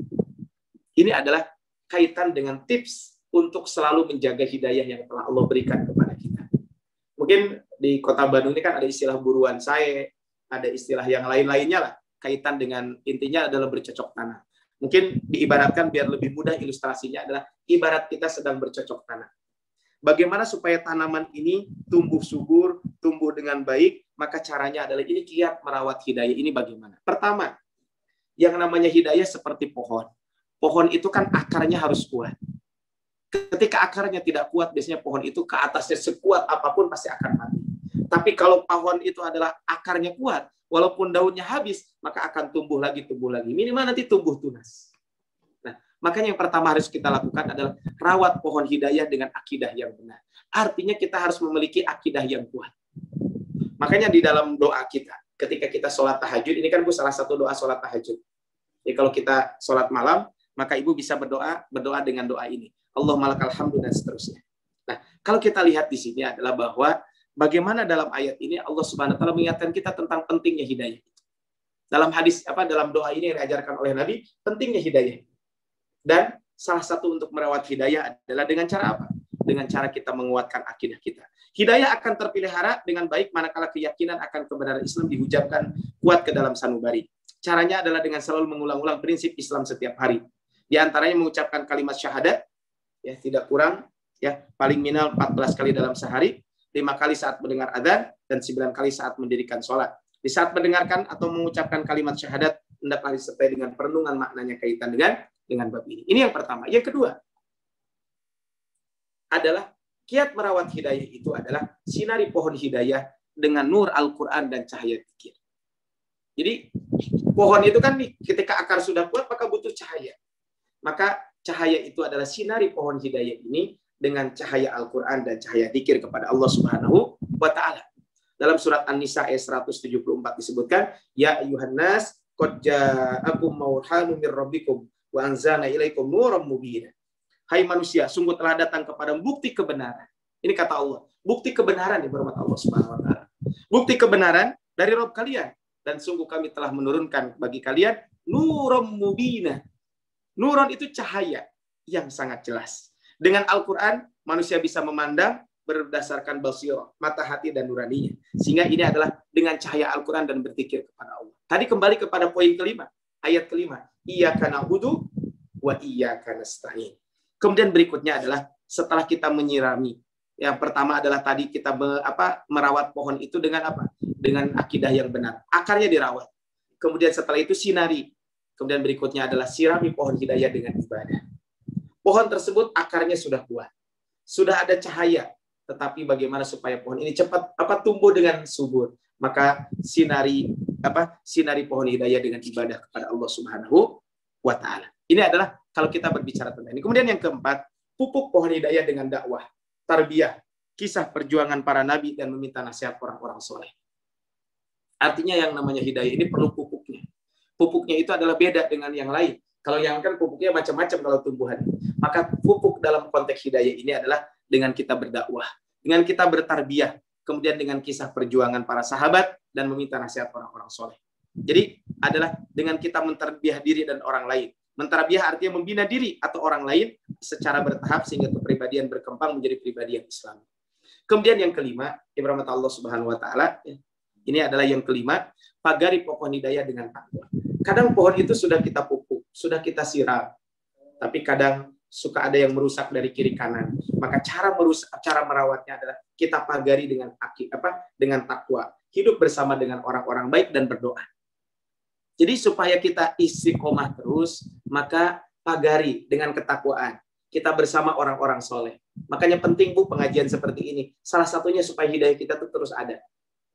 Dan kita berdoa kepada Allah Subhanahu Wa Taala. Betapa banyak orang yang menyendiri, ujung-ujungnya adalah tidak kuat dan akhirnya dia pergi juga. Ya, maksudnya adalah dia tidak tahan dengan cobaan hidup dan akhirnya dia nyerah juga kaitan dengan bab ini. Maka ini adalah harus menjadikan buat kita semuanya sebuah renungan buat kita semuanya ketika berbicara tentang bab ini. Kemudian berikutnya ibu rahmat Allah Subhanahu Wa Taala. Setelah kita mengetahui tentang ini, tentang betapa pentingnya kita berbicara tentang hidayah Allah Subhanahu Wa Taala ini, maka kiat berikutnya merawat hidayah itu adalah dengan cara apa? Rawat pohon hidayah itu dengan berislam yang wasatiyah, dengan Islam yang pertengahan. Maka tidak boleh kita al-tafrid dan ifrat, tidak boleh kita terlalu berlebihan. Akhirnya ujung-ujungnya kita menjadi orang yang ekstrim. Tapi kita juga tidak boleh ketika kita menjadi pribadi-pribadi yang ekstrim tidak boleh, tapi menjadi pribadi yang menghalalkan atau memudahkan segala sesuatu yang tidak dimudahkan oleh Allah Subhanahu Wa Taala, yang menjadikan itu juga tidak dibolehkan. Jadi kita harus tengah-tengah. Tidak boleh tafrid, juga tidak boleh ifrat. Tidak boleh kita menganggap remeh segala sesuatu, tapi juga tidak boleh kita berbuat terlalu galak kaitan dengan bab ini. Dan banyak contoh-contoh para sahabat Nabi kaitan dengan bab ini. Salah satunya adalah ketika ada orang datang kepada istri Nabi. Bagaimana ibadah Rasulullah? Kemudian diceritakan ibadah Rasul itu 1, 2, 3, dan seterusnya. Maka ketika itu apa coba? Kata orang tersebut, betapa jauhnya cara ibadah kami dengan Rasulullah SAW. Maka kata orang tersebut, semulai saat ini, saya tidak akan pernah tidur di malam hari. Saya akan selalu melaksanakan sholat malam. Kemudian ada orang mengatakan, saya tidak akan pernah menikah. Kemudian yang satu lagi mengatakan, saya tidak akan pernah berbuka setiap hari. Artinya, dia akan berpuasa sepanjang tahun. Kemudian kedengaran oleh Nabi, siapa yang mengatakan ini? Apakah kalian? Kemudian orang tersebut mengatakan, iya. Tapi apa kata Rasulullah? Saya ini adalah orang yang menikah. Dan saya pun adalah orang yang tidur, tapi juga bangun malam. Saya adalah orang yang kadang berbuka. Tapi saya juga adalah orang yang selalu melaksanakan sholat malam. Tapi saya juga adalah tetap ada usaha untuk tidur juga kaitan dengan ini. Maka tadi ada pertanyaan, apakah Rasul memperbanyak ibadah saum di bulan Rajab? Iya, ada riwayat mengatakan seperti itu. Tapi juga Rasul pernah tidak berpuasa sama sekali di bulan Rajab ini. Ini menunjukkan bahwa harus al-wasatiyah. Karena kalau kita terlalu ekstrim, biasanya kalau tidak kuat akhirnya dia akan meninggalkannya. Kemudian kalau dia terlalu abai, maka kalau orang terlalu abai, maka ujung-ujungnya dia akan memudah-mudahkan segala sesuatu dan akhirnya dia tidak akan beribadah kepada Allah Subhanahu wa Ta'ala. Ini bahayanya adalah orang-orang seperti ini. Makanya sikap kita adalah al-wasatiyah. Kita berada di tengah-tengah. La ifrata wa la tafrid. Tidak ke kanan, bahasa kitanya juga tidak ke kiri. Karena kalau orang terlalu kanan, ujung-ujungnya adalah dia akan lupa ya. Kalau terlalu kanan akhirnya dia akan menjadi pribadi yang ekstrim atau orang yang terlalu memudah-mudahkan sesuatu. Ini pun di dalam Islam tidak dibenarkan ketika berbicara tentang ini. Tapi berikutnya yang ketujuh adalah kenali penyakit hati yang biasa merusak pohon hidayah. Artinya adalah kalau kita lihat di sini ada penyakitnya kan. Namanya pohon kan ada penyakitnya. Begitu juga hidayah Allah Subhanahu wa Ta'ala. Yang Allah berikan juga ada penyakitnya. Nah, kalau konteks hidayah ini karena kaitan dengan hati, berarti kita harus memperhatikan kaitan dengan penyakit-penyakit hati yang ada di sekeliling kita. Jadi, perhatikan penyakit hati. Karena ini adalah akan berbahaya buat kita semuanya ketika berbicara tentang penyakit hati ini. Ibarat Allah Subhanahu wa Ta'ala, kabar gembira dari Allah Subhanahu wa Ta'ala. Buat siapa? Buat orang-orang yang selalu istiqomah, selalu menjaga konsistensi dalam ibadah kepada Allah Subhanahu wa Ta'ala. Apa ininya? Yang pertama adalah surat Fussilat ayat 30-32. Intinya adalah bahwa dari ketiga ayat yang disampaikan ini bahwa orang-orang yang istiqomah itu satu, dia mendapatkan kebahagiaan di dunia, yang kedua adalah mendapatkan kebahagiaan di akhirat. Kebahagiaan di dunia adalah dengan Allah memberikan rizki kepada orang tersebut. Sebagaimana disebutkan dalam surat Al-Jin, ma'an ghadaqa. Dia akan mendapatkan air hujan yang berlimpah. Kemudian juga adalah orang yang istiqomah hidupnya selalu optimis. Kenapa? Karena Allah takhafu wa la tahzan, tatanazzalu alaihimul malaikah. Malaikat turun kepada orang tersebut. Kemudian enggak usah khawatir, enggak usah takut, enggak usah bersedih. Kemudian juga disebutkan nahnu auliya'ukum fil hayatid dunya wa fil akhirah. Kami akan menjadi wali kalian, penolong kalian baik di dunia ataupun di akhirat. Ini adalah kaitan dengan ayat ayat ke-6 ini. Sebagai penutup, dirahmati Allah Subhanahu wa taala, ayat ke-7 surat Al-Fatihah ini, maka ketika kita berbicara tentang surat Al-Fatihah ayat ke-7 ini, maka ini menjadikan pelajaran buat kita semuanya kaitan dengan surat Al-Fatihah ya. Di ayat ke-7 ini adalah hendaklah kita selalu bercermin. Makanya kan The Seven Islamic Habit itu kan ada apa? B5 ya, KB. Saya ulangi, B5 KB. Bismillah setiap mulai pekerjaan, bersyukur atas setiap capaian, berpikir positif kepada Sang Pencipta, kemudian juga adalah berorientasi akhirat, beribadah dan berdoa, kemudian konsisten dalam komitmen, tadi adalah ayat yang barusan kita baca, yang terakhir adalah dengan kita selalu bercermin. Nah, namanya bercermin itu kan ada dua kalau kita bercermin. Ibarat Allah Subhanahu wa taala, kenapa kita perlu bercermin? Kenapa kita perlu bercermin? Karena semua kita pasti akrab dengan cermin. Bahkan mungkin salah satu kebutuhan primer di rumah kita. Cermin dibutuhkan saat kita ingin mengetahui tubuh kita dan rupa kita. Kalau ingin melihat wajah, mungkin kita cukup satu cermin. Tapi kalau melihat wajah, kemudian juga belakang dan sebagainya, maka butuh beberapa cermin. Makanya kalau di tukang cukur, biasanya kan cerminnya bukan satu. Karena yang dilihat bukan hanya depan, tapi belakang juga kadang harus dilihat. Sehingga wajar kalau yang yang kacanya itu adalah bukan satu. Sehingga ibarat Allah Subhanahu wa taala, ini adalah cermin juga sering digunakan untuk membantu melihat kondisi yang sedang terjadi di samping, di belakang dan sebagainya. Maka ada kaca spion dan sebagainya. Tetapi kalau kita bercermin, ingat, jangan bercermin dengan kaca yang retak. Kenapa? Karena kalau kita bercermin dengan kaca yang retak, ya, biasanya tidak akan benar. Jangan. Kenapa? Jangan cermin itu adalah, karena cermin itu ada ungkapan, cermin tidak pernah berdusta. Kita perlu hati-hati memilih cermin agar menginformasikan kondisi sesungguhnya pada diri kita. Carilah cermin bersih, tidak retak, datar, tidak cekung, dan tidak cembung. Karena kalau cekung dan cembung juga tidak jujur. Jika cermin itu kusam, retak, cekung, atau cekung, maka dia akan berdusta dengan kita. Kita pun akan ikut kusam, retak, cekung, dan cembung, lain sebagainya. Ini adalah kalau kita berbicara tentang cermin ini. Berarti penting kita selalu memiliki cermin. Nah, dan cermin di sekeliling kita ini adalah sesungguhnya manusia. Jadi orang di sekeliling kita itu sesungguhnya cermin buat kita semuanya. Ya. Manusia itu dalam hidupnya dibekali naluri untuk mencontoh. Sok Ibu, lihat ya. Biasanya kan kalau orang lagi drakor semua. Kan pasti obrolannya itu. Kemudian sekarang ada sinetron yang wah itu mah nggak tahu nih ibu-ibu di sini. Saya pas kemarin di kampung halaman gitu.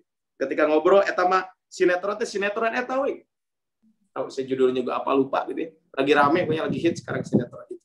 Nah, sehingga kalau kita berbicara tentang cermin ini sekali lagi adalah orang di sekeliling kita itu adalah cermin dan kita bisa akan mencontoh orang kebanyakan di sekeliling kita. Apalagi anak kita, ya, ini sederhana adalah, nah itu juga adalah orang di sekeliling kita itu merupakan cermin buat kita semuanya. Nah, ibarat Allah Subhanahu wa taala, kata Rasul, "Ma min mauludin illa yuladu 'alal fitrah." Tidaklah seorang itu dilahirkan kecuali dalam keadaan fitrah. Fa'abawahu yuhawidani au yunassirani au yumajisani. Maka kedua orang tuanya yang akan dia menjadikan Yahudi, akan dia menjadikan Nasrani, atau akan menjadikan dia Majusi. Kama tuntajul bahimatu bahimatal jam'ah. Kata Rasulullah, sebagaimana seekor hewan betina melahirkan anak yang sempurna, apakah kalian menemukan kejanggalan tersebut? Dalam hadis lain Rasul mengatakan almaru ala dini khalili. Yang namanya teman itu yang namanya seseorang itu tergantung pada agama temannya. Falyanzur ahadukum man yukhadiruhu. Jadi kita adalah orang di sekeliling kita itu adalah merupakan cermin. Ini kalau kita berbicara tentang cermin ini. Makanya bermata Allah Subhanahu wa taala, kalau kita berbicara tentang model cermin, itu ada dua model. Satu tadi adalah modelnya itu adalah kalau dilihat di dalam surat Al-Baqarah surat Al-Fatihah ini, maka ada dua model cermin. Pertama adalah model cermin siratal ladzina an'amta alaihim. Jadi model pertama itu adalah cermin orang-orang yang telah diberikan nikmat. Kemudian ghairil maghdubi alaihim waladdallin. Bukan juga adalah yang kedua adalah cerminnya itu adalah ghairil maghdubi alaihim waladdallin. Jadi ini adalah cermin. Nah, kalau kita berbicara tentang cermin retak itu ada dua. Pertama adalah al-maghdubi alaihim. Al-maghdubi alaihim adalah kelompok orang berilmu tapi tidak mengamalkan ilmunya. Ini bahaya. Jadi al-maghdubi alaihim adalah kelompok orang berilmu tapi ilmunya tidak diamalkan. Ciri utamanya biasanya kelompok ini adalah mendewakan akal. Pokoknya dengan akal. Ini semuanya akal, logika.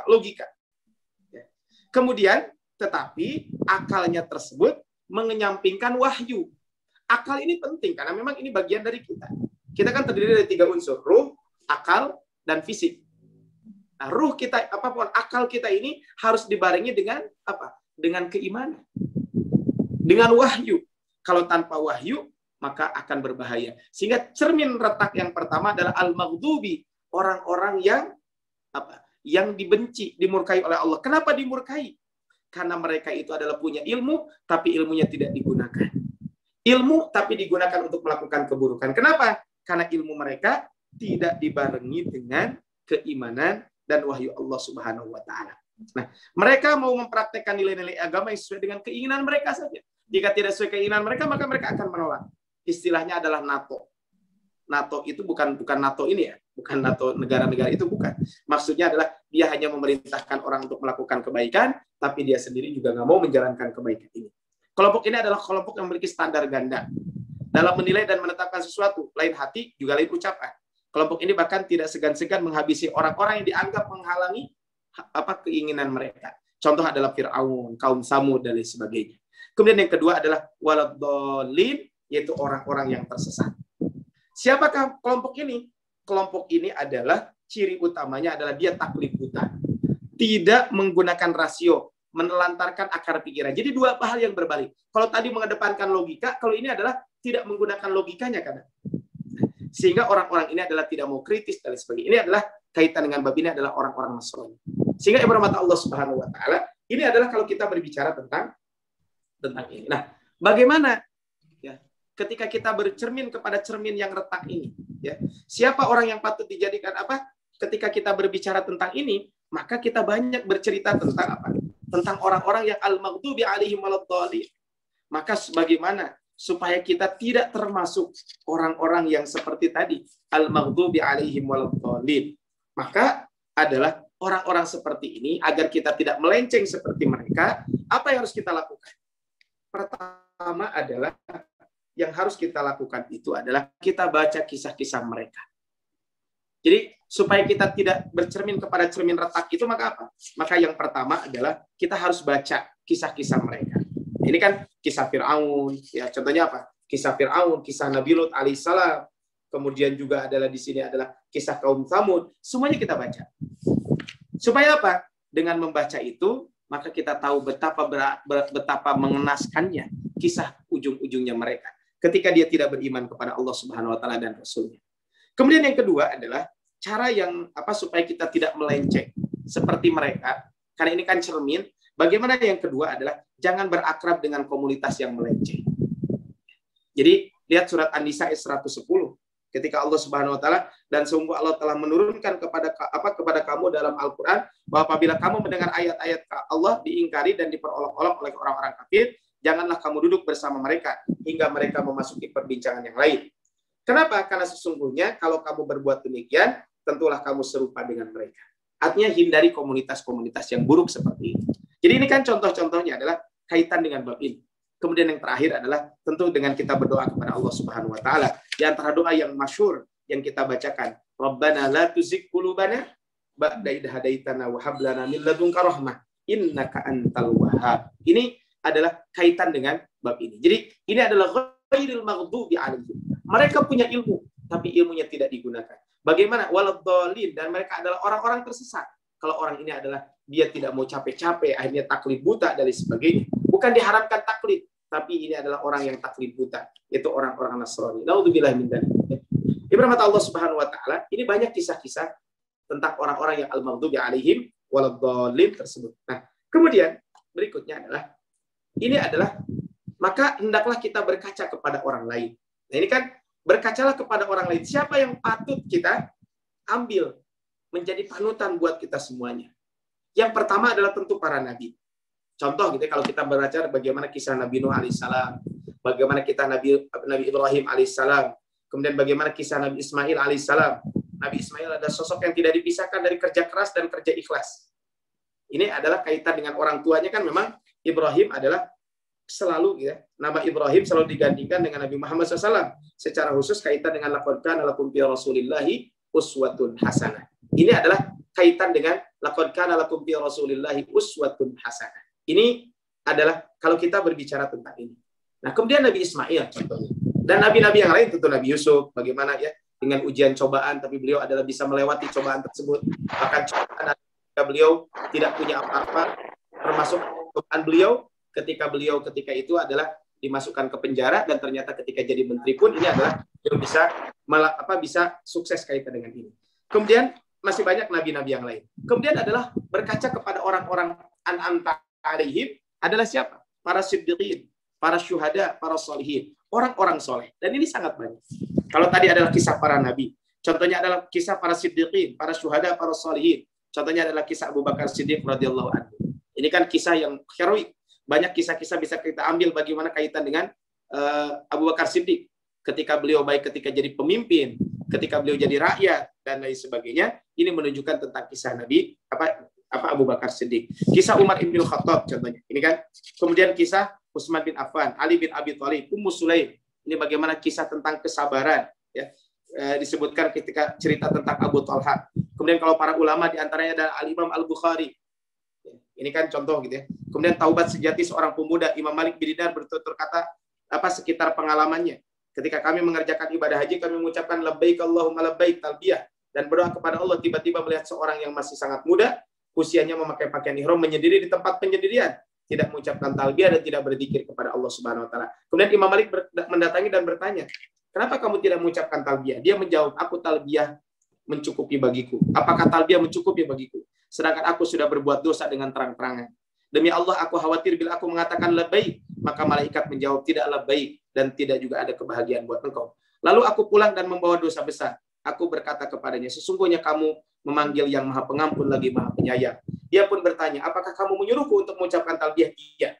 Kemudian dia berbaring di atas tanah, meletakkan salah satu pipinya ke tanah, mengambil batu dan meletakkan ke pipi yang lain dan mencucurkan air mata seraya mengucapkan labbaik Allahumma labbaik dan seterusnya. Sungguh telah ini lalu aku melihatnya lagi di Mina dalam keadaan menangis dan kemudian ya Allah, sesungguhnya orang-orang telah menyembelih kurban dan mendekatkan diri kepadamu, sedangkan aku tidak punya sesuatu pun yang bisa kugunakan untuk mendekatkan diri kepada Allah Subhanahu wa taala. Kemudian orang ini pingsan dan tersungkur dan akhirnya orang tersebut meninggal dunia. Ini kan contoh orang-orang siratal ladzina an'amta alaihim.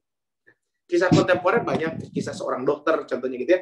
Di sini kisah seorang dokter, itulah suara azan yang terdengar melalui stetoskop yang diletakkan di atas dada seorang pasien yang telah meninggal dunia. Ternyata setelah ditanya adalah bahwa si pasien yang meninggal ini adalah seorang muazzin. Ini kan contoh kisah-kisah siratal ladzina an'amta alaihim. Ya, ini adalah bisa kita ambil dari para nabi, para siddiqin, para syuhada, para sholihin. Kalau an'amta alaihim, kemudian kalau ghairil maghdubi alaihim waladdallin, orang Yahudi, orang Nasrani, orang-orang tersesat. Nah, pertanyaannya adalah berikutnya, bagaimana ya, agar kita tetap istiqomah seperti mereka? Kita tetap istiqomah seperti para nabi, para siddiqin, para syuhada, para sholihin. Maka yang harus kita lakukan adalah pertama dengan kita mengenal mereka. Kan ada ungkapan tak kenal maka tak cinta. Pepatah ini berlaku untuk kita yang menambahkan sukses seperti kesuksesan manusia-manusia terbaik. Cara untuk mengenal mereka adalah dengan banyak membaca sejarah hidup mereka. Jadi kenali mereka. Kalau ada orang pingin bisnis gitu ya, sering ceritanya adalah bicara tentang siapa gitu. Nah, ini kan supaya sukses aja, dia mengenal kehidupannya dan lain sebagainya. Kan banyak orang-orang yang ingin mencontoh, contohnya sekarang lagi, dulu sempat ramai kaitan dengan dengan drakor ya. Bukan drakor, ketika ramai kaitan dengan dengan artis-artis Korea. Sampai semuanya tahu. Ini kan karena mengenal. Kemudian setelah mengenal biasanya, bagaimana kita bisa mencintai kalau tidak mengenal? Maka berikutnya adalah setelah dia mengenal, maka ujung berikutnya adalah mencintai. Kalau kita mengenal dengan baik tokoh-tokoh di atas, pasti kita akan simpati dan jatuh cinta kepadanya. Cinta bersemi itu tidak akan menumbuhkan rasa rindu untuk bertemu dan mendengar suaranya, mendorong bibir untuk selalu menyebut namanya, membangkitkan motivasi untuk meneladaninya, dan menumbuhkan semangat untuk berkorban. Pada suatu hari, Sa'ad bin Ubadah dikunjungi oleh Rasul. Ketika sampai di rumah, Rasul pun mengucapkan salam. Saat tahu bahwa yang mengucapkan salam adalah Rasul, dia pun menjawab salam, tetapi dengan suara tidak terdengar. Kemudian diulang-ulang oleh Rasulullah SAW. Kemudian setelah itu kemudian tetapi beliau adalah sama seperti tadi. Kemudian saat berkata, ya Rasulullah, bi'abi anta wa ummi, masallam tataslimatan illa wa hiya biuduni. Ya Rasul, engkau setiap membaca salam saya dengar kok. Walau qadratu alika, dan saya juga menjawab. Tetapi jawabannya walam usmi'aka. tapi jawabannya tidak terdengar oleh engkau. Memang sengaja saya melakukan itu. Ahbabtu an aktsira min salamika wa minal barokah. Saya mengharapkan keberkahan dan mendapatkan kebaikan dari engkau. Ini adalah yang kedua. Yang ketiga, meneladani kehidupannya. Tentu penting kita meneladani kehidupannya. Makanya ada hadis Nabi, al-arwahu junudun mujannadah. Yang namanya jiwa manusia adalah tentara-tentara yang terorganisir. Fama ta'arufa minha talab. Maka jiwa-jiwa yang saling mengenal, maka jiwa tersebut akan menyatu. Wa ma tanakaru minha talaf, dan jiwa-jiwa yang bertentangan dia akan berpisah. Yang terakhir adalah dengan kita berdoa kepada Allah Subhanahu wa taala. Banyak doa yang bisa kita panjatkan. Rabbi auzi'ni an ashkura nikmataka allati an'amta 'alayya wa 'ala walidayya wa a'mala shalihan fardha waslih li bi rahmatika fi ibadikas shalihin. Ini di antara ya, kalau kita berbicara tentang apa? Berbicara tentang berbicara the 7 Islamic habit adalah 7 kebiasaan Islami berbasis Al-Fatihah. Nah, ini adalah yang bisa disampaikan di kesempatan kali ini. Mudah-mudahan bermata Allah Subhanahu wa taala apa yang saya sampaikan di hari ini bermanfaat ya, khusus bagi saya sendiri menyampaikannya, umumnya bagi ibu-ibu semuanya yang hadir di kesempatan kali ini dan mungkin juga yang sempat hadir di kesempatan-kesempatan sebelumnya. Dan insya Allah Bu ya, untuk materi ini insya Allah nanti akan saya kirimkan ya, full insya Allah kaitan dengan the 7 Islamic habit ini, 7 kebiasaan Islami berbasis Al-Fatihah yang ditulis oleh Dr. Haji Harjani Hefti MA. Insya Allah nanti di pertemuan yang akan datang baru kita akan membahas tentang tafsir juz 30. Makanya nanti kita sepakati kira-kira suratnya seperti apa, dari awal atau dari dari Al-An-Naba atau dari An-Nas, nanti kita sepakati saja kaitan dengan bab itu. Tapi yang jelas surat Al-Fatihah ini adalah surat yang sangat penting yang selalu kita baca dalam kehidupan kita sehari-hari. Barakallahu fikum. Assalamualaikum warahmatullahi wabarakatuh. Maka kalau ada pertanyaan mungkin saya kembalikan dulu kepada MC. Lupa saya belum ditutup ya. Mangga. Ya. Ini ada pertanyaan Ustaz dari Bu Anita. Bagaimana agar kita senantiasa istiqomah dan selalu ingat kematian? Masalahnya ketika dalam majelis terasa aman, tetapi ketika bubar majelis kita seringnya lupa lagi kepada tujuan. Ya, baik Bu ya. Ini pertanyaan ini sebenarnya pernah ditanyakan oleh sahabat Nabi SAW kepada Rasulullah. Ya Rasul, katanya ya, Hanzalah waktu itu. Sampai kata Hanzalah, nafaqah Hanzalah. Hanzalah ini seorang munafik. Kenapa Hanzalah seorang munafik? Ketika itu ada Abu Bakar. Ya gimana tidak munafik katanya. Saya ini kalau berada di sisi Nabi, kok seolah-olah surga ini dekat. Tapi kalau jauh dari Nabi, kok kami sibuk dengan dunia, seolah-olah lupa akhirat. Dan akhirnya kata Abu Bakar, saya juga sama kalau begitu. Yaudah kalau gitu kita datang kepada Nabi. Akhirnya keduanya datang kepada Nabi Shallallahu Alaihi Wasallam. Maka akhirnya akhirnya disampaikan apa yang disampaikan tadi. Kemudian kata Rasulullah, wahai Hanzalah, seandainya kamu selalu kondisi keimananmu stabil terus seperti berada di sisiku, maka di jalan kamu akan disalami oleh malaikat. Maka kata Rasulullah, walakin sa'atan wa sa'atan. Tapi sejenak dan sejenak. Maksudnya bagaimana? Kepada Allah Subhanahu wa taala, itulah memang kehidupan kita. Pasti ada fluktuatifnya. Walakin sa'atan dan sa'atan. Sejenak dan sejenak itu maksudnya gimana? Pelajarannya buat kita semuanya adalah bagaimana supaya kita selalu beristiqomah tersebut ya. Tadi kan, supaya kita selalu istiqomah sehingga kita selalu ingat yang namanya kematian dan lain sebagainya. Kan kalau dalam majelis kita aman, tapi di luar majelis kan enggak. Nah, makanya kalau kita lihat tadi walakin sa'atan itu dari yang pertama, supaya kita istiqomah dalam beribadah, dalam apapun, jangan kita plok langsung tinggi. Tapi sedikit tapi continue. Ya, sedikit tapi continue. Saya di masjid dekat rumah saya, contoh ini sederhana ya. Di masjid dekat rumah saya ini ada pengajian. Dulu sebenarnya ketika dulu katanya teman sebelum saya nikah dengan istri saya. Kemudian saya nikah, kemudian saya kuliah, saya kadang pulang tapi kok kenapa jarang ada pengajian ini rutin ya, ada pengajian ibu-ibu aja. Itu pun pesertanya paling 10-15 orang gitu ya di masjid. Nah, akhirnya saya gagas lah coba ikut buat kajian. Ternyata subhanallah sedikit-sedikit. Tapi yang penting continue, istiqomah lumayan juga. Ya. Saya alhamdulillah di masjid dekat rumah saya Yasin sudah selesai, Al-Kahfi dibahas. Padahal paling dalam pengajian itu cuma 20 menit, 15 menit. Tapi tadi, jadi supaya kita istiqomah tersebut adalah tadi, laksanakan amal ibadah ini walaupun sedikit tapi continue. Ini yang pertama. Yang kedua, bermata Allah Subhanahu wa taala kan walakin sa'atan. Itu kan itu. Kemudian yang kedua adalah kalau kita lihat dari kisah tadi, berarti kalau supaya keimanan kita istiqomah, berarti kita harus selalu bergaul dengan orang-orang saleh. Ya mungkin kalau di pengajian saja kan terbatas waktu dan lain sebagainya. Tapi kita harus punya komunitas-komunitas orang-orang soleh. Komunitas-komunitas kebaikan. Karena kalau kita tidak punya komunitas kebaikan, ini akan berbahaya. Jadi dengan adanya komunitas kebaikan ini kan selalu mengingatkan kita. Supaya kita rajin tahajud, maka ada komunitas kan, tahajud call atau apa gitu. Supaya tilawah kita 1 juz konsisten, kita ikut odoj, atau mungkin apalah namanya silakan. Ini kan berarti perlu yang namanya komunitas. Bahkan di dalam Al-Quran bisa lihat di dalam surat Hud, surat ke-11. Di ayat ke-112 sampai ayat ke-115. Ini kan ayat 111 sampai ayat 112 sampai ayat 115. Nah, kan yang kedua disebutkan tadi, hendaklah punya komunitas. Di sini disebutkan, fastaqim kama umirta wa man taba ma'aka. Hendaklah kamu istiqomah sebagaimana diperintahkan. Wa man taba ma'aka, dan orang-orang yang bertaubat bersama engkau, wala tatghaw, dan jangan melampaui batas. Ini kan kalau kita lihat di sini berarti wala tatghaw, jangan melampaui batas. Artinya laksanakan sesuai dengan kemampuan kita. Tadi kan konteksnya sedikit tapi continue. Kemudian yang kedua tadi adalah bersama orang-orang yang taubat bersama engkau. Artinya kalau kita istiqomah berarti hendaklah kita bersama orang-orang soleh. Innahu bima ta'maluna basir. Kata Allah, wala tarkanu ilal ladzina zalamu. Jangan sampai kamu cenderung kepada orang-orang zalim. Maksudnya apa? Cenderung kepada orang-orang zalim. Jangan sampai kalian itu bersama dengan orang-orang zalim. Karena orang-orang zalim ini nanti akan apa? Akan membuat kita cenderung, itu akan mengantarkan kita ikut kepada mereka. Naudzubillah min dzalik, fatamassakumun nar. Kemudian berikutnya adalah wa aqimis sholata tarafayn nahar wa zulatan minal lail. Innal hasanati yudhibnas sayyi'at, dzalika dzikra lidzakirin. Berikutnya adalah kita selalu tadi melaksanakan ibadah kepada Allah Subhanahu wa taala. Di sini wa aqimis sholata tarafayn nahari wa zulatan minal lail.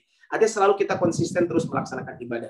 Karena ibadah yang satu akan melahirkan ibadah yang lain. Makanya ibu rahmat Allah Subhanahu wa taala, kalau kita bangun di sepertiga malam terakhir, maka insya Allah kita akan sholat qobliyah subuh, dan kita pun akan sholat subuh dengan di awal waktu. Ini kan artinya konsisten dalam beribadah itu adalah waqimis sholata tarafayn nahar. Kemudian kata Allah, innal hasanat yudhibnas sayyi'at, dan seterusnya. Kemudian ayat 119, wasbir fa innallaha la yudhi'u ajral muhsinin. Ya. Kemudian berikutnya adalah kita bersabar. Dan yang paling penting adalah tadi selalu berdoa kepada Allah Subhanahu wa taala kaitan dengan ini, supaya kita selalu istiqomah di dalam melaksanakan kebaikan-kebaikan yang Allah berikan kepada kita semua. Kemudian ibu rahmat Allah Subhanahu wa taala, jangan lupa kita selalu introspeksi diri. Selalu muhasabah. Jadi tadi ya, lakukan amal walaupun sedikit tapi continue, kita selalu bersama dengan orang-orang soleh.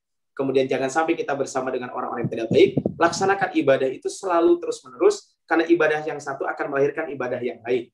Kemudian berikutnya adalah tadi dengan bersabar kepada Allah Subhanahu wa taala, berdoa, kemudian setelah berdoa jangan lupa kita selalu muhasabah, evaluasi diri ya, evaluasi diri, karena kita tahu bahwa kematian itu akan bisa datang kapanpun kepada kita semuanya. Itu barangkali Bu Haji Anita, wallahu a'lam. Enggak, bagi yang mau bertanya lagi kepada ibu-ibu.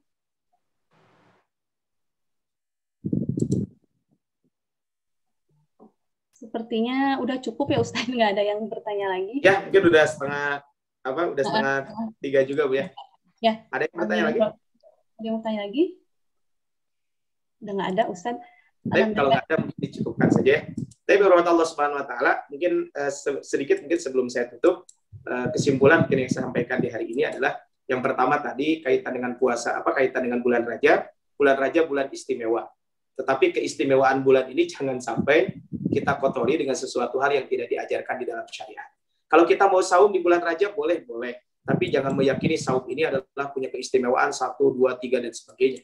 Saum saja, karena kata para ulama tidak ada hadis khusus yang berbicara tentang keutamaan bulan Rajab, ya, maksudnya keutamaan saum Rajab dan ibadah-ibadah lain. Jadi laksanakan ibadah-ibadah tersebut. Kemudian di bulan Rajab ini adalah menandakan sebentar lagi akan bulan Ramadan, artinya sekitar 50 berapa hari lagi. Sekarang sudah tanggal 16 ya. Berarti sekitar 57 hari lagi, insya Allah kita akan menghadapi bulan Ramadan. Mari kita persiapkan ibadah untuk bulan Ramadan yang akan kita hadapi bersama-sama. Kemudian tadi kaitan dengan The 7 Islamic Habit, bahwa kita selalu memohon petunjuk kepada Allah, dan supaya hidayah itu tetap ada dalam diri kita, maka tadi lakukanlah seperti kita merawat tanaman. Nah, ide merawat tanaman ini tinggal kita kaitkan dalam kehidupan sehari-hari. Tanaman itu perlu disiram. Berarti kan hati kita juga perlu disiram.